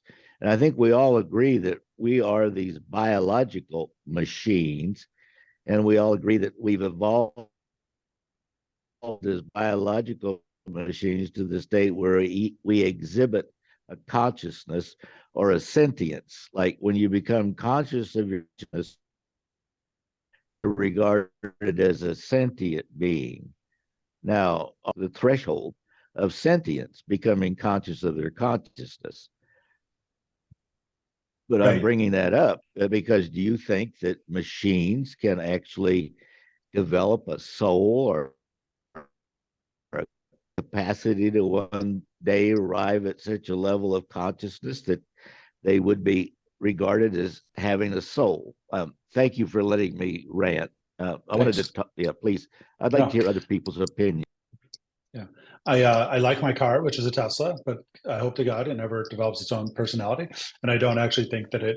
Well, I think what at least my personal reading of what the Morontial book says is never, that's impossible. No matter how much it looks like a duck or acts like a duck or quacks like a duck, it's never going to be a duck, because that consciousness does not come from biological evolution and a byproduct of the material being. It is a gift from a mind spirit, and the mind spirits only come to certain things and certain beings.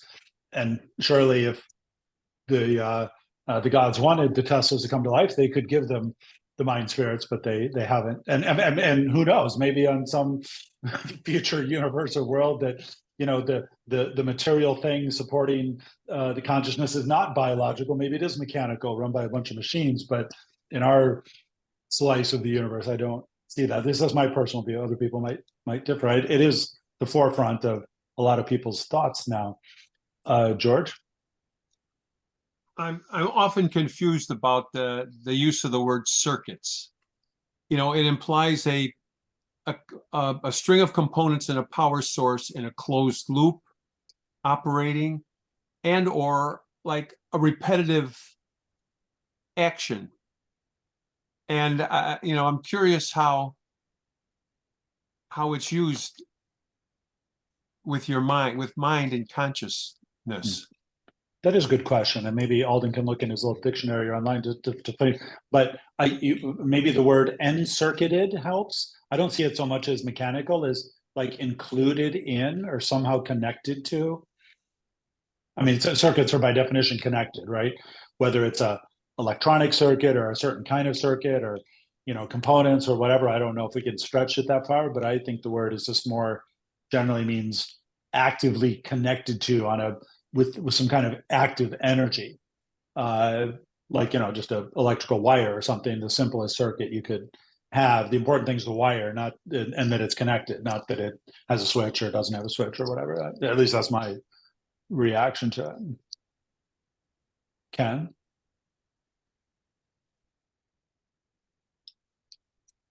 Yeah, in my thinking, which is flawed in its own way, but mind being a gift of the third source and center, the infinite spirit, the absolute mind being a gift, it's not in my view. This is just my way of trying to, my relativity of concept frame. That mind is just there. It surrounds us. It's all there because the infinite spirit is surrounding us and all there. And through the local universe mother spirit, we have access to it. And as a human, we have access to a little part of it. And then as a Morontial being, we are given, like maybe adding several hard drives so that you get 15,000 gigabytes more. It's a different mind, but yes, same. It's a greater segment. We're given access to a greater segment. Right. And through those 570 changes in the Morontial lives, we're given greater and greater access to a segment of that big mind that's there and everywhere. It's probably almost like the master and slave computers. Like, in the old days, you didn't have your own computer. You just had a connection to Univac or whatever, right? And you could get it a little bit at a time to do that game with the cannons and the cannonball, right? But now, you can hook on to Chat GPT and get that full power, on your computer and, right now, right? So that's kind of, sorry, I interrupted you. Go ahead. That's okay. That's okay, because my second aspect was a little bit, a little different topic, but related here. In the metaphor of the Tesla, becoming, being given personality and becoming. Well, they already did the TV series about that, right? So, sorry. No, I'm not certain. Knight Rider, remember that? No, actually, I don't. The guy had a talking car, and the car helped him solve crimes and catch criminals. Oh, wow. Okay. Well, what came to mind is to my little portion of mind. At the time we were talking about the Tesla. Well, if God wanted the Tesla to get personality and to be minded, God could do it. And the example we have is Jesus rebuking the Pharisees who were rebuking him about silencing the crowd, welcoming him into Jerusalem. And he said, even if these people were silenced, the stones themselves might cry out. God could grant to stones some means of having a voice if God chose to. Now, we know God doesn't and can't do the impossible, but it does make you wonder. I don't think God will choose to suddenly shift from living beings having access to mind and will to inanimate objects having access to mind and will. Well, they wouldn't be inanimate at that point, but yeah, you're right. Right, they would no longer be inanimate, but whether God will start to shift categories on different objects is unlikely, but not impossible if the stones could cry out. Look at the physical modifications on the worlds of the non-breathers and stuff like that. There's some significant modifications to the mechanism of life. So who knows? I'm not saying it's realistic, but who knows in the outer universe space levels what's going to be done that might look to us more like a Tesla and less like a person, but I doubt it, but we'll see. Okay, thank you. Linda. I have to unmute. I'm wondering if thinking about circuits, I think of the circuits as beyond second and third dimension, and maybe that helps that it's a larger network beyond our comprehension in a way, and maybe that helps understand the circuit. Mhm. Yeah, this is certainly not something that we can normally perceive with our, three-dimensional senses, or even our fourth-dimensional sense, right? So yeah, how do we even? Well, but we are accessing them with our minds, but we don't. Yes. There's no. It's interesting. We can be self-conscious of all these other things. That's what the mind gives us, but Uh-huh. we're not. We can't be conscious of the thing that's giving us the consciousness in a way, Right. So it's So that's kind of helps your comment about mind being beyond time and space. right. Thanks, Wanda. I just wanted to tag what you said, Fred. The soul and consciousness is organic, and so a machine could not develop a soul or consciousness because it's mechanical, and the organic mind and soul assemble it. Now, it's said that the Greys were organic robots, but they could not grow a soul or consciousness of their own because it's organic in spirit. That's just what I think. Well, the book does say it requires this biological thing, and once you die, once the biological mechanism is stopped, it can't function anymore. So whatever the mind circuits are, they are attuned in our locale to only work with certain biological support, right? Human beings, bodies, and brains. Marvin. I like a metaphor that's helpful for me is you've got a computer, right? It's a physical mechanism. It has physical circuitry, circuit boards, right? Which are material realities. Superimposed on the circuitry of a computer, you have software. Software is not a material reality. Software is a conceptual reality that rests upon and uses the physical circuitry of the computer, right? But even that software in association with the hardware of the computer is not capable of being creative outside of its own limited function. In fact, if it doesn't have the third element, which is the user, then it sits inert.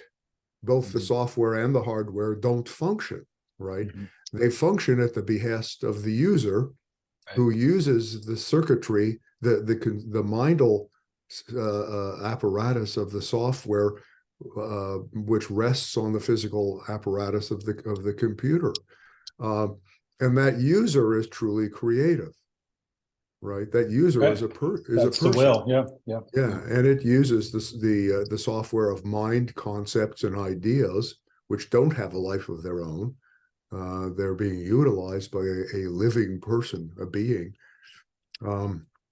And what the Urantia book then posits in furtherance of that is, not only do you have a user, but you have a user that is spiritual value sensitive, not just intellectually functional, but senses values like truth and beauty and goodness and tries to live by them. Then that being is not only a creative being, but it's a creative being in association with a spirit fragment where those values originate, right? And so what they're saying in this life, our task is to move to that level embryonically and become creative on that value level embryonically. And then if we do that in the next life, we are viable, spiritually. And then they'll be giving us entirely new equipment. Exactly. With the asterisk, we're still making those choices for spirit values with our minds here. But exactly. George. Yeah, thinking about back in the 50s, I used to build transistor radios and even crystal radios. And I think of the simple circuit of, a battery, a lamp, a switch, a crystal diode, and tuning in radio signals. But Linda mentioned the word network. And I think maybe network might be a more up-to-date word to use than circuit. Right. Because like the thought adjuster is plugged into that network. It's part of that network, but we're mostly not aware or conscious of it unless we, super work at it. So I think a network might, is maybe more understandable than the word circuit. No, I think that's right. It's very interesting to think if the book were written today, or if computers were the state they were now in 1920, what some of the different words might be. But then, of course, 100 years from now, all the words we now use for computers are probably going to be totally outdated and different. So it's quite interesting. Okay, let's move along a little bit because we're going to run out of time. Not that we have to get to every slide on here. We're having a great discussion. Okay, so these are just some things I put together. How do we either guess at or stimulate or practice or just, have a good time thinking about what I call three-dimensional thing. You could say 4, you could say 5, however many you think we have now, just add 1. That's going to be the Morontial level of thinking. And so now we're totally into my personal speculation. So let me put that warning label on everything.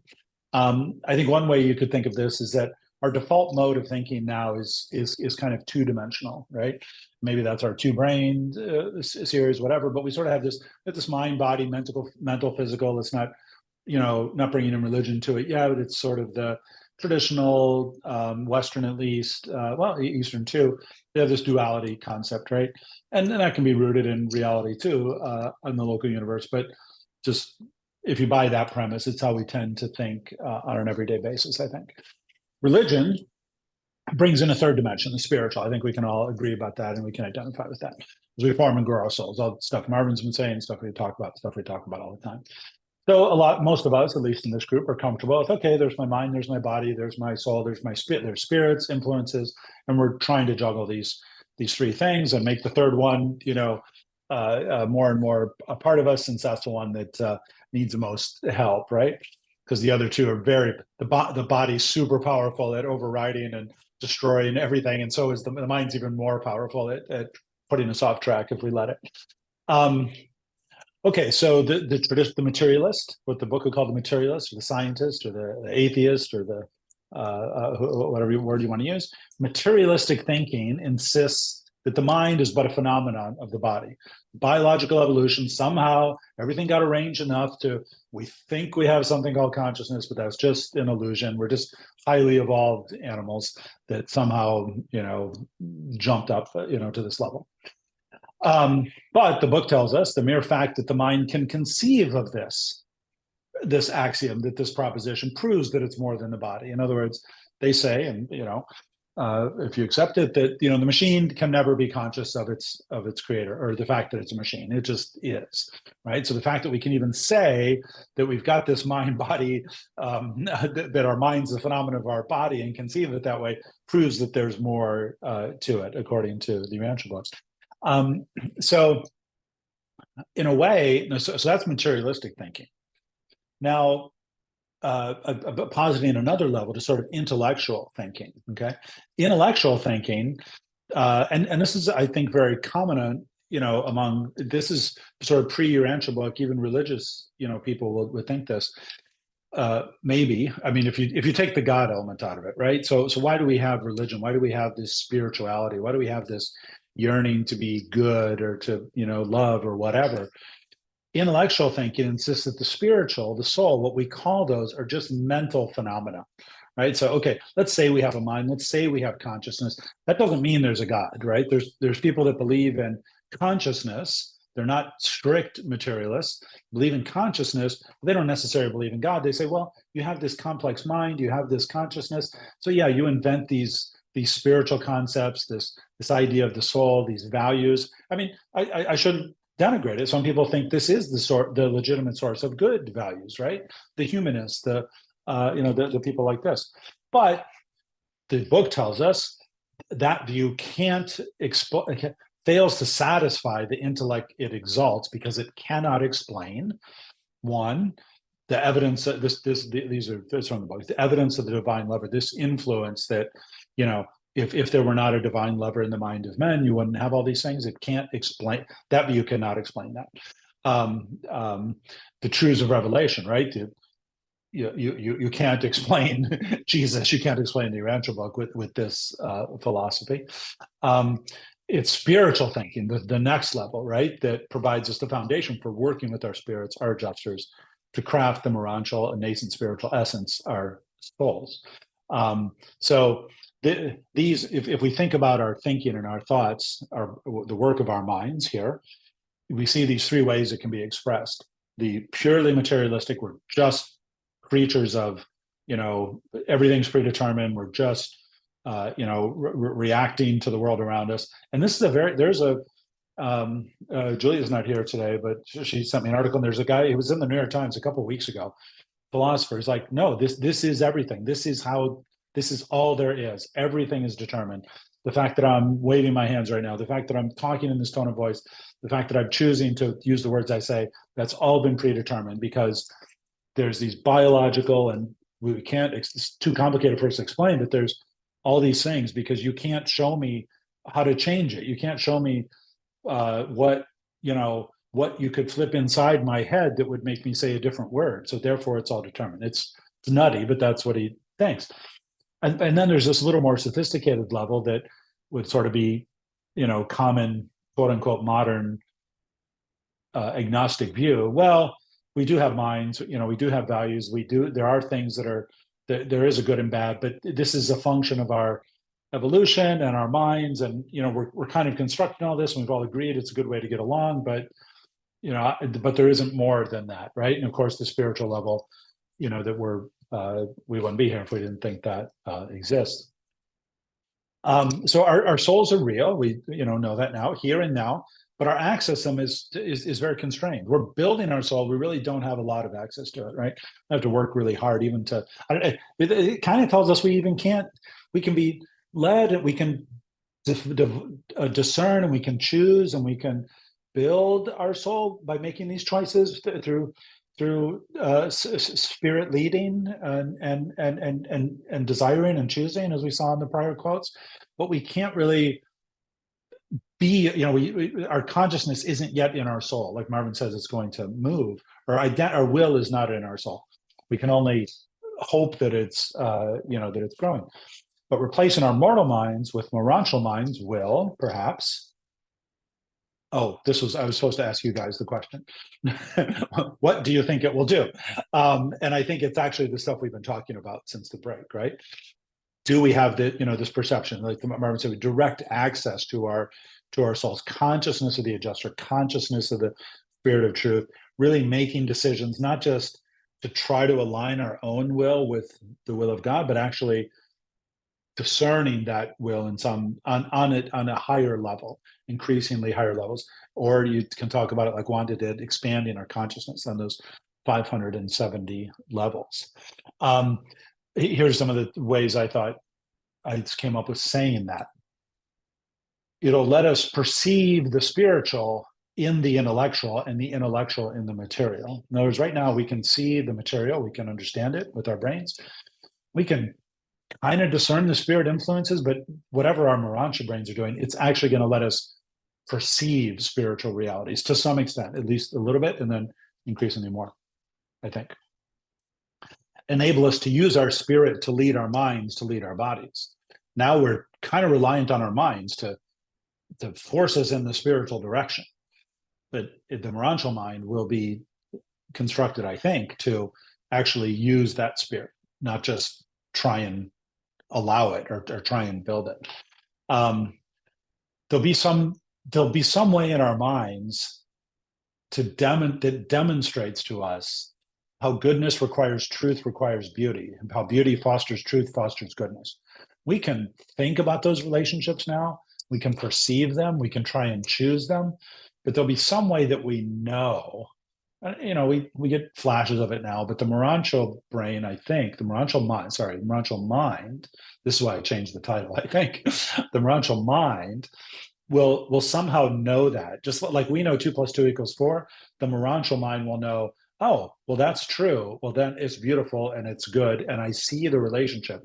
You can't have one without the other, and how those relate, because the whole job of the Morontial mind is to intermediate between those 3 planes: the material, the beautiful, the intellectual, the true, and the spiritual, the good. It'll order and broaden our perspective, expand our field of vision, enhance our consciousness and meanings and values, apple pie, motherhood, all that stuff. The book tells us we're not going to any longer need to resort to philosophy, metaphysics, or rely on revelation, right? We'll have direct access to these higher influences that now we can take a stab at through philosophy and metaphysics, but the book says those are not sufficient. So that's why we have revelation. It's the only thing that kind of kicks us into this, whether it's auto revelation or epical revelation, the only thing that kicks us into this consciousness. But there'll be direct access to that, or at least some access to that on the Morontial level. What I'm trying to say here is our new minds will somehow allow us to experience, learn, and know spiritual truths directly, the same way we now directly observe facts about the physical sciences and learn and know the meanings of numbers and words. Think about that. We can learn a language, right? This is the mind at real work, right? This is like true function. We've taken our external world and we've constructed language to describe it, deal with it, order it, understand it, assign value to it, find meaning in it, all through language. That same thing is going to happen on the spirit level. That's our way of describing the material world. And sometimes we try to describe the spiritual world with it too. On the spiritual level, we're going to have something like that ability. Around the Morontial level, we're going to start getting that ability to do the same thing. We're going to have the equivalent of language, as language is to the material world. Our Morontial mind and language, if you will, is going to be to the spiritual world too. And that's something that we can now only sort of guess at and get glimpses of, but we're actually going to be able to start conversing in it the way we talk about things in our own language. Let me just see what's on the next slide, Mark, if this is a continuation or not. Okay, yeah, good time. Yes, go ahead. So I don't know if I can state this categorically, so I'm going to put it out just sort of conjecturally, just to see what people think, what you think, Tim. When I think about the mindal realm, pure and simple, in other words, mind as it's not associated with spiritual values, right? Just conceptual realities, like, E = mc squared, right? Which is a concept, the distance and the etc. mass Energy and and mass. ratios. Yeah, relate to the function of time, etc. It's a conceptual arrangement of ideas. It's not a material reality, pure and simple. It's a concept, right? When I think of the Morontial level of things, which is inevitably a combination of material and spiritual realities, and certainly when I think of the spiritual level of realities, and so when I think about the soul and our soul function, to me, that's inseparable from persons and relationships. It's not about things, it's material things. It's not about ideas, conceptual ideas. It's about living experiences that we have person to person, where we experience things like spiritual values like loyalty, dedication, love, compassion. These are spiritual realities that our soul works with and senses, right? They're not just ideas. They are they're vectors of interaction between persons, right? And my sense is that the creation that God has made is, at its highest level, it's a creation of persons and relationships progressively throughout the universe. And ideas are meant to serve in abeyance to and in service to that higher order level of things, which is spiritual, which is the realm of relationships between persons and personalities. An idea can't love another idea. Only a person can love another person and minister to them and be compassionate and care and feel pathos for another person's suffering or difficulty, right? Those are spiritual values or realities, and they sit in a dimension above and beyond mere ideas. They're spiritual value laden. And so I guess I want to toss that out here. So when we speak of the Morontial realm, we're inherently speaking of a realm of living relationships between persons. And anything less than that devolves to the level of merely a set of ideas or concepts that don't have a living interpersonal expression. I think you're definitely right that is the point of everything, and the ultimate spiritual realities have to be on that level, right? Because it's not about hot or cold or soft or rocks or trees or that sort of stuff. But I don't know if it's exclusively on that level. In other words, so let's take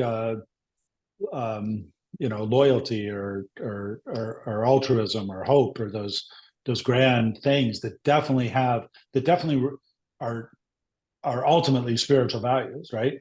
We're told that we actually have those. We actually have those in a way that people in Havona don't have those, and now. And there's certainly a spiritual component to that, but there's also a mindal reflection of that, and there's also a material, on some level, reflection of that, right? Because these things have to be unified, and love is the unification of truth, beauty, and goodness, not just the spiritual goodness. It's everything and encompassing. So I think, well, there's obviously those things are spirit focused and spirit drawing, and spirit gravity is all those relationships. The relationships are also true and valid and good in on the other levels too. And a lot of our work, because we don't have access to the spiritual realm truly in any sense, we're continually told, even though we have this insight, is we see it reflected in our minds now through what we can perceive physically a little bit, but what we can perceive with other people, right? We can love right now, and we can love even if we're not God conscious. Can we truly love spiritually if we're not God conscious? I don't know.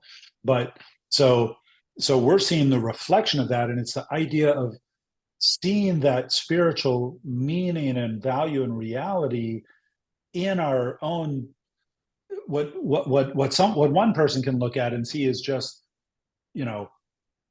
erotic physical love, or one person can look at and sees intellectual love. When we can know those things, oh, I'm in love and I understand it, or I really want to do things with this person, that can be on an intellectual level. It can be emotional, and emotional is not different than intellectual. In my book, it's all in the mind. But now, as soon as you start to see the spiritual reality that's a reflection of and a parallel to, now you're talking, and that is the ultimate reality. But it doesn't mean that those things don't exist in the other planes. So, and yeah, the Morontial level, we're going to see all through. We're not going to see one without the other. It's not going to make sense if we see A and B and not C. We're going to say, no, sorry, that doesn't work. Like now, if we see physical and intellectual and they don't jive up, we don't accept it. On the Morontial level, we're going to see with 3 lenses instead of 2 is my theory. And so if it doesn't have a spiritual component, we're going to realize it's not really valid, because true love is spiritual, and the intellectual truth of that is true, but only if it's consistent with the spiritual dimension. Right now, we're guessing at the spiritual dimension. We're somehow going to know it, just like today we know the rules of intellect and the rules of the physical world. So just one other thing, and then I see Linda, has her head up, just in response to what you're saying. So if the Morontial reality and Morontial mind is truly, it's by its nature, it is a hybrid reality, right? But it is a progressively advancing hybridization of material reality and spiritual reality. In the beginning, we're only going to see a little spiritual. By 570, we're going to see a lot. Yeah. So on the mansion worlds, we're still a mix, and we will be all the way through the local universe, pretty much a mix. but the ratio will shift steadily and progressively to where we're less and less materially oriented, and especially through the mansion worlds. By the time we hit Jerusalem citizenship, a lot of the mark of the beast, they say, will be left behind, and more the spiritual value elements of reality will be prevailing in how we function. Right. So that, And the and transition that, from level 570 to spirit in the Right. the super universe, there are no dramatic transitions, right? Other than death, right? So we got to be pretty close at that point to become it's spirit. incremental. Yeah, incremental. Linda. Yeah, it seems to me as we try to spend time in that super conscious level and connect with that next level, that we get glimpses, and maybe as we live it more and more, we get a little more than glimpses of that sense of knowing. And I think that's helpful in your discussion now too, that, there's a continuum, and I think thanks to both of you for presenting that. Yeah, and that quote we saw earlier, right? It's not, well, I don't think we get yet to live in the superconscious level, but we align our consciousness with the superconscious, and then the adjuster is happy. Like it gets boom, like the lights. It's like when you lined up the flashlight with the doorway, and now everything is working like it's supposed to. Yeah, I agree. And I think that makes it real for us to try to seek out now. Thanks. Right. Alden. Okay, so I'm going to go for broke on this three-dimensional thinking idea. And I was remembering this. I wrote down the quote from a previous thing about the Morontial mind, and approaching those 540 different levels of Morontial life, and each one disclosing increasing associative capacity with the cosmic mind. And it talks about cooperating minds of diverse material and spiritual natures.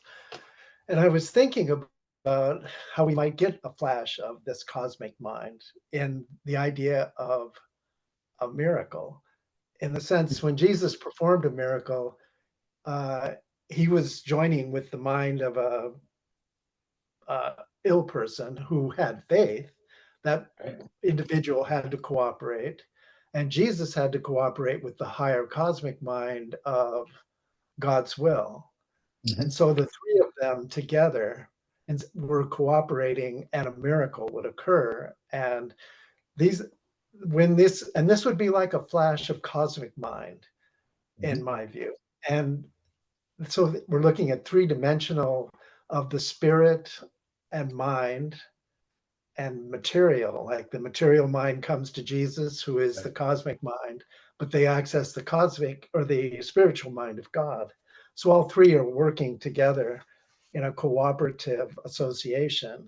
And I think that's something, as you move through the different Morontial levels, you become more social, cooperative with your brothers in various ways. But I think we can begin to experience that on planet Earth by practicing a cooperative association of healing. And super consciousness can step in if the will if we of hang God around Jesus, if we hang around Michael, yeah. The disciples right. The disciples were able to effect healings as well, and Paul had miracles occur around him. And I think it was just, maybe Paul didn't have a perfect conception of what Jesus's gospel was, but because he turned his will over to the care of God and consigned his spirit to God, and when someone came to him for healing, a miracle could occur, even with someone like Paul. I really like that, and I think you're really onto something, because when you think about it, so let's say we had the Morontial mind now. If we had a Morontial mind now, we probably could cure ourselves. It would have that power over the material. And so you see the ill beggar, right, who has the pure desire and hope and faith, but the limitations of a human mind and human consciousness and material world, normally stuck with what he has, right? But here comes Michael, and Michael and the local universe mother spirit are the conduits for this, for everything that we've been talking about, right? So now all of a sudden, it's to go back to George's circuit. It's like the wire and the two wires are now just happen to be next to each other because you have his power and his direct access to something that normally the human doesn't, but maybe on the next level will, right? So now all of a sudden, it's like that person had the next level of mind and spirit, and bam, all of a sudden physical reality is totally is subservient, like we're told it is, right? We read that, Yes. and so that's an amazing insight, and I think it's probably accurate. I don't know if I think Paul, or actually a lot of the miracles of Jesus, and I think any of them from anybody else aren't. I mean, there's only actually a few things that are truly described as miracles, where Jesus constantly, consciously said, "Okay, I'm gonna make this happen, even though it wouldn't normally happen." Lazarus, who's the other guy with the sight. But a lot of these people, it's that kind of random. Oh my God, it happened because they had the faith and there was the power there, right? I don't think Paul had that. Paul might have gotten people to make their own, connection, which I think any of us in theory could, right? At any given moment, you have to allow for that. And a powerful spiritual person could facilitate that for us. But I think that's different than the Creator Son willing and it being done as in those. That's just a technical footnote, but in concept, it's the same. It's the same thing. But I love that point about the miracle being a flash of the next level. It's certainly a spiritual reality and therefore a Morontial reality coming to earth in that second or that instant. It's not even a second, and turning the water to wine and healing someone of leprosy. I think that's a great illustration of eventually what we'll be able to do. There just won't be any leprosy to cure up there, so it would be different things. There'll be new things we can't do that we until we're spirits, etc. Maybe. Linda. Yeah, just listening to both you and Alden, all that is present there. It's just that we haven't gotten our awareness or grown ourselves sufficient to access it consistently. But I think it is happening, as Alden points out. So I think some of those miracles are occurring, and we all know about some of those situations. Well, and our souls are growing, and our souls are Morontial, and it's not just in a box somewhere, waiting to be used. I think it's a real thing, right? So yeah, it must have that power. Yeah. So kind of nice to know that it's in reach, right? If we grow. Right. Ken. Yeah, this what did come to mind as you spoke of this is the approach that Christian scientists take to healing through the mind. And I know there are other sects, S-E-C-T-S, that practice certain aspects of that. This is just a rhetorical question, doesn't need a response, but how do we determine whether that's really happening or just in part in the mind and of the practitioner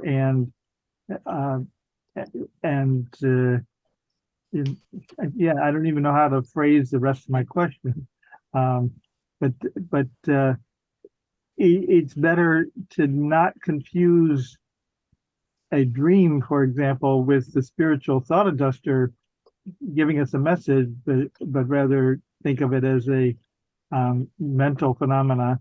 And I'm wondering if that should apply to healing and other things that other practices that some folks do. But that's that's off the topic for your presentation. Yeah. No, that's very interesting. And I think that, you say in the mind, well, yeah, but but I think the point is that can be a very powerful thing, right? I think we'd all agree, well, maybe not all of us, but we'd all agree that if you're sick, probably not a good idea to exclusively rely upon your mind, but also to go to the doctor. But I think we'd also all agree, if you go to the doctor and you don't have your mind in the right place and your mind is fighting it and your mind isn't working well, you're in trouble, right? So whether it's, a lot of people practice meditation for, the physical benefits, and there's got to be something to call it the power of positive thinking, call it spiritual thinking, and fighting in your physical well-being. And I think they actually have shown correlations with things like that. So I think it's a real thing. It's just that, you can't, I think what you're saying too, is you can't depend upon the miracle. You can know that there's a possibility for something miraculous, and you can have faith and hope, but you shouldn't go over to the side of thinking that, oh, well, I can just, think myself out of it, because maybe there's someone on the planet, or there was one person on the planet who could, maybe there's somebody else, good luck if you're rolling those dice.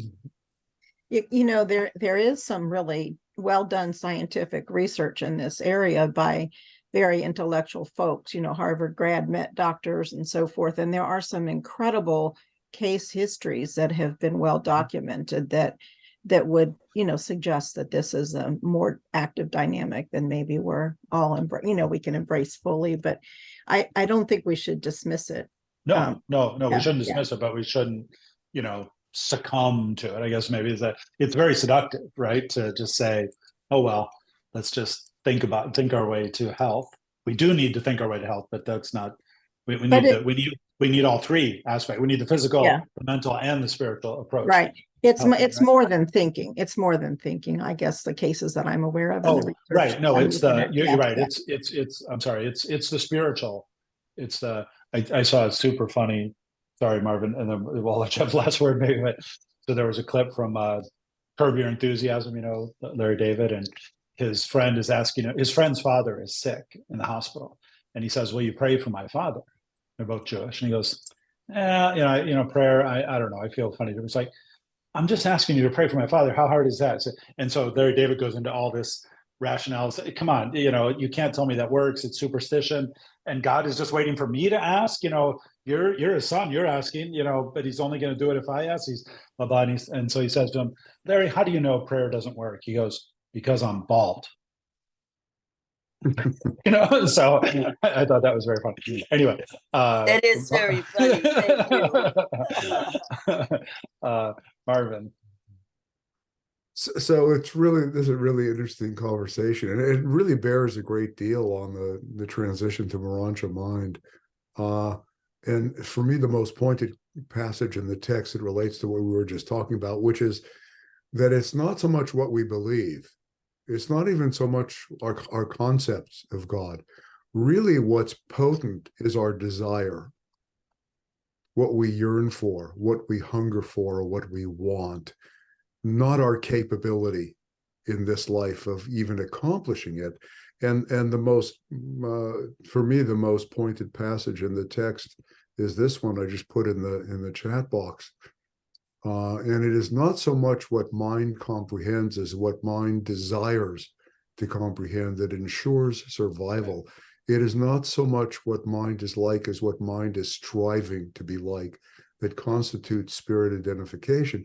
It is not so much that man is conscious of God as that man yearns for God that results in universe ascension. What you are today is not so important as what you are becoming day by day and in eternity. So that puts a whole other spin on it. It's our heartfelt desire and yearning that is potent, not even our ability to live it out currently.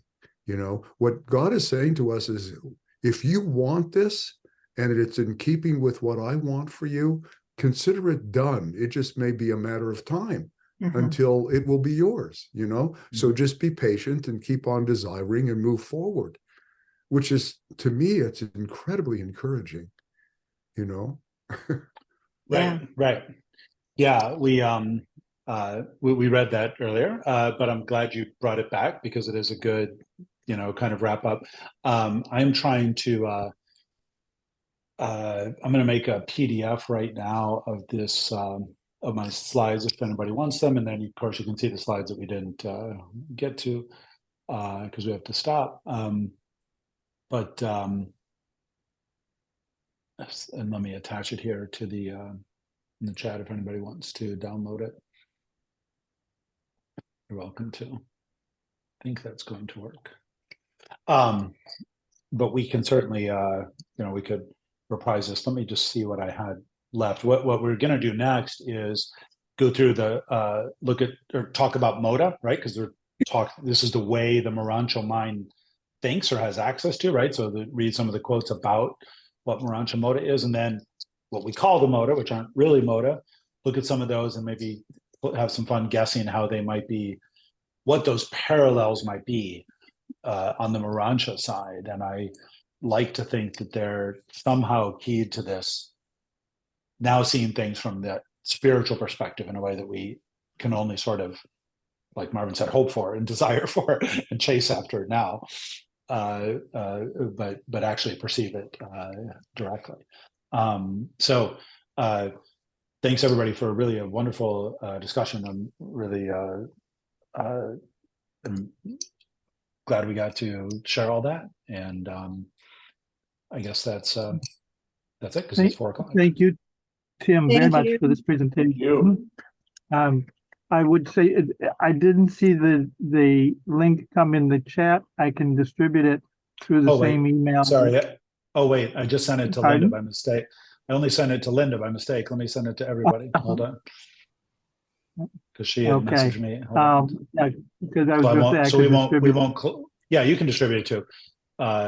That's fine, and I'll email it to you as well. But there Okay, it is. that'd be if helpful. people want to But I don't know if I don't know if I can download it. If you look in your chat and you just click on that now, it should open or download or yeah. If you click on those you click on it, then you get little dots. Oh, okay. And It then you comes say, up and it asks, I want to save. Save as yeah. Uh-huh. I was Okay. able to do it. Yeah. Okay. Thank you, Tim. It was wonderful. And thank you, Linda, for that beautiful photograph. Oh, thank you, everybody. I really enjoyed today. Appreciated it. So Tim, Thanks, did everyone. did you intimate that Thanks, you Tim. were going to follow up with something else on Morontial MODA? Did you? Is that My next, we have about 20 more slides we didn't get to, and it was going to be talking about where they describe what MODA is, because that's what the Morontial brain can do. So that gives us more insight into what we're talking about, and then take the MODA statements and have some fun trying to think, okay, well, what is MODA going to add to this human statement? And just try to guess at some of those things. I don't know how productive that is. But How did you shoehorn this into a 2-hour presentation at IC20? I talked even faster, and I didn't let the audience I didn't let the audience talk so much. Although Less I did have somebody discussion. Yeah, less discussion. although I did So have somebody we'll just record you, but I was- Tim, and then slow you down. You know, you can slow the people down. and play it back at And half speed. so the way that you My voice will get deeper and I'll go like that. All right. Anyways, that was great. I That bet the was great. Morontial mind is faster than ours, right? I think there's even some statement in it, right? Like, boom, it's done. So we'll wait for that day. Okay, thanks everyone. Thanks, everyone. Thank Next you. week. Thank you Everybody. very much. Bye. Thanks. Love you guys. Thanks, Bye. Tim. Love Bye. you all. Thank you. Bye.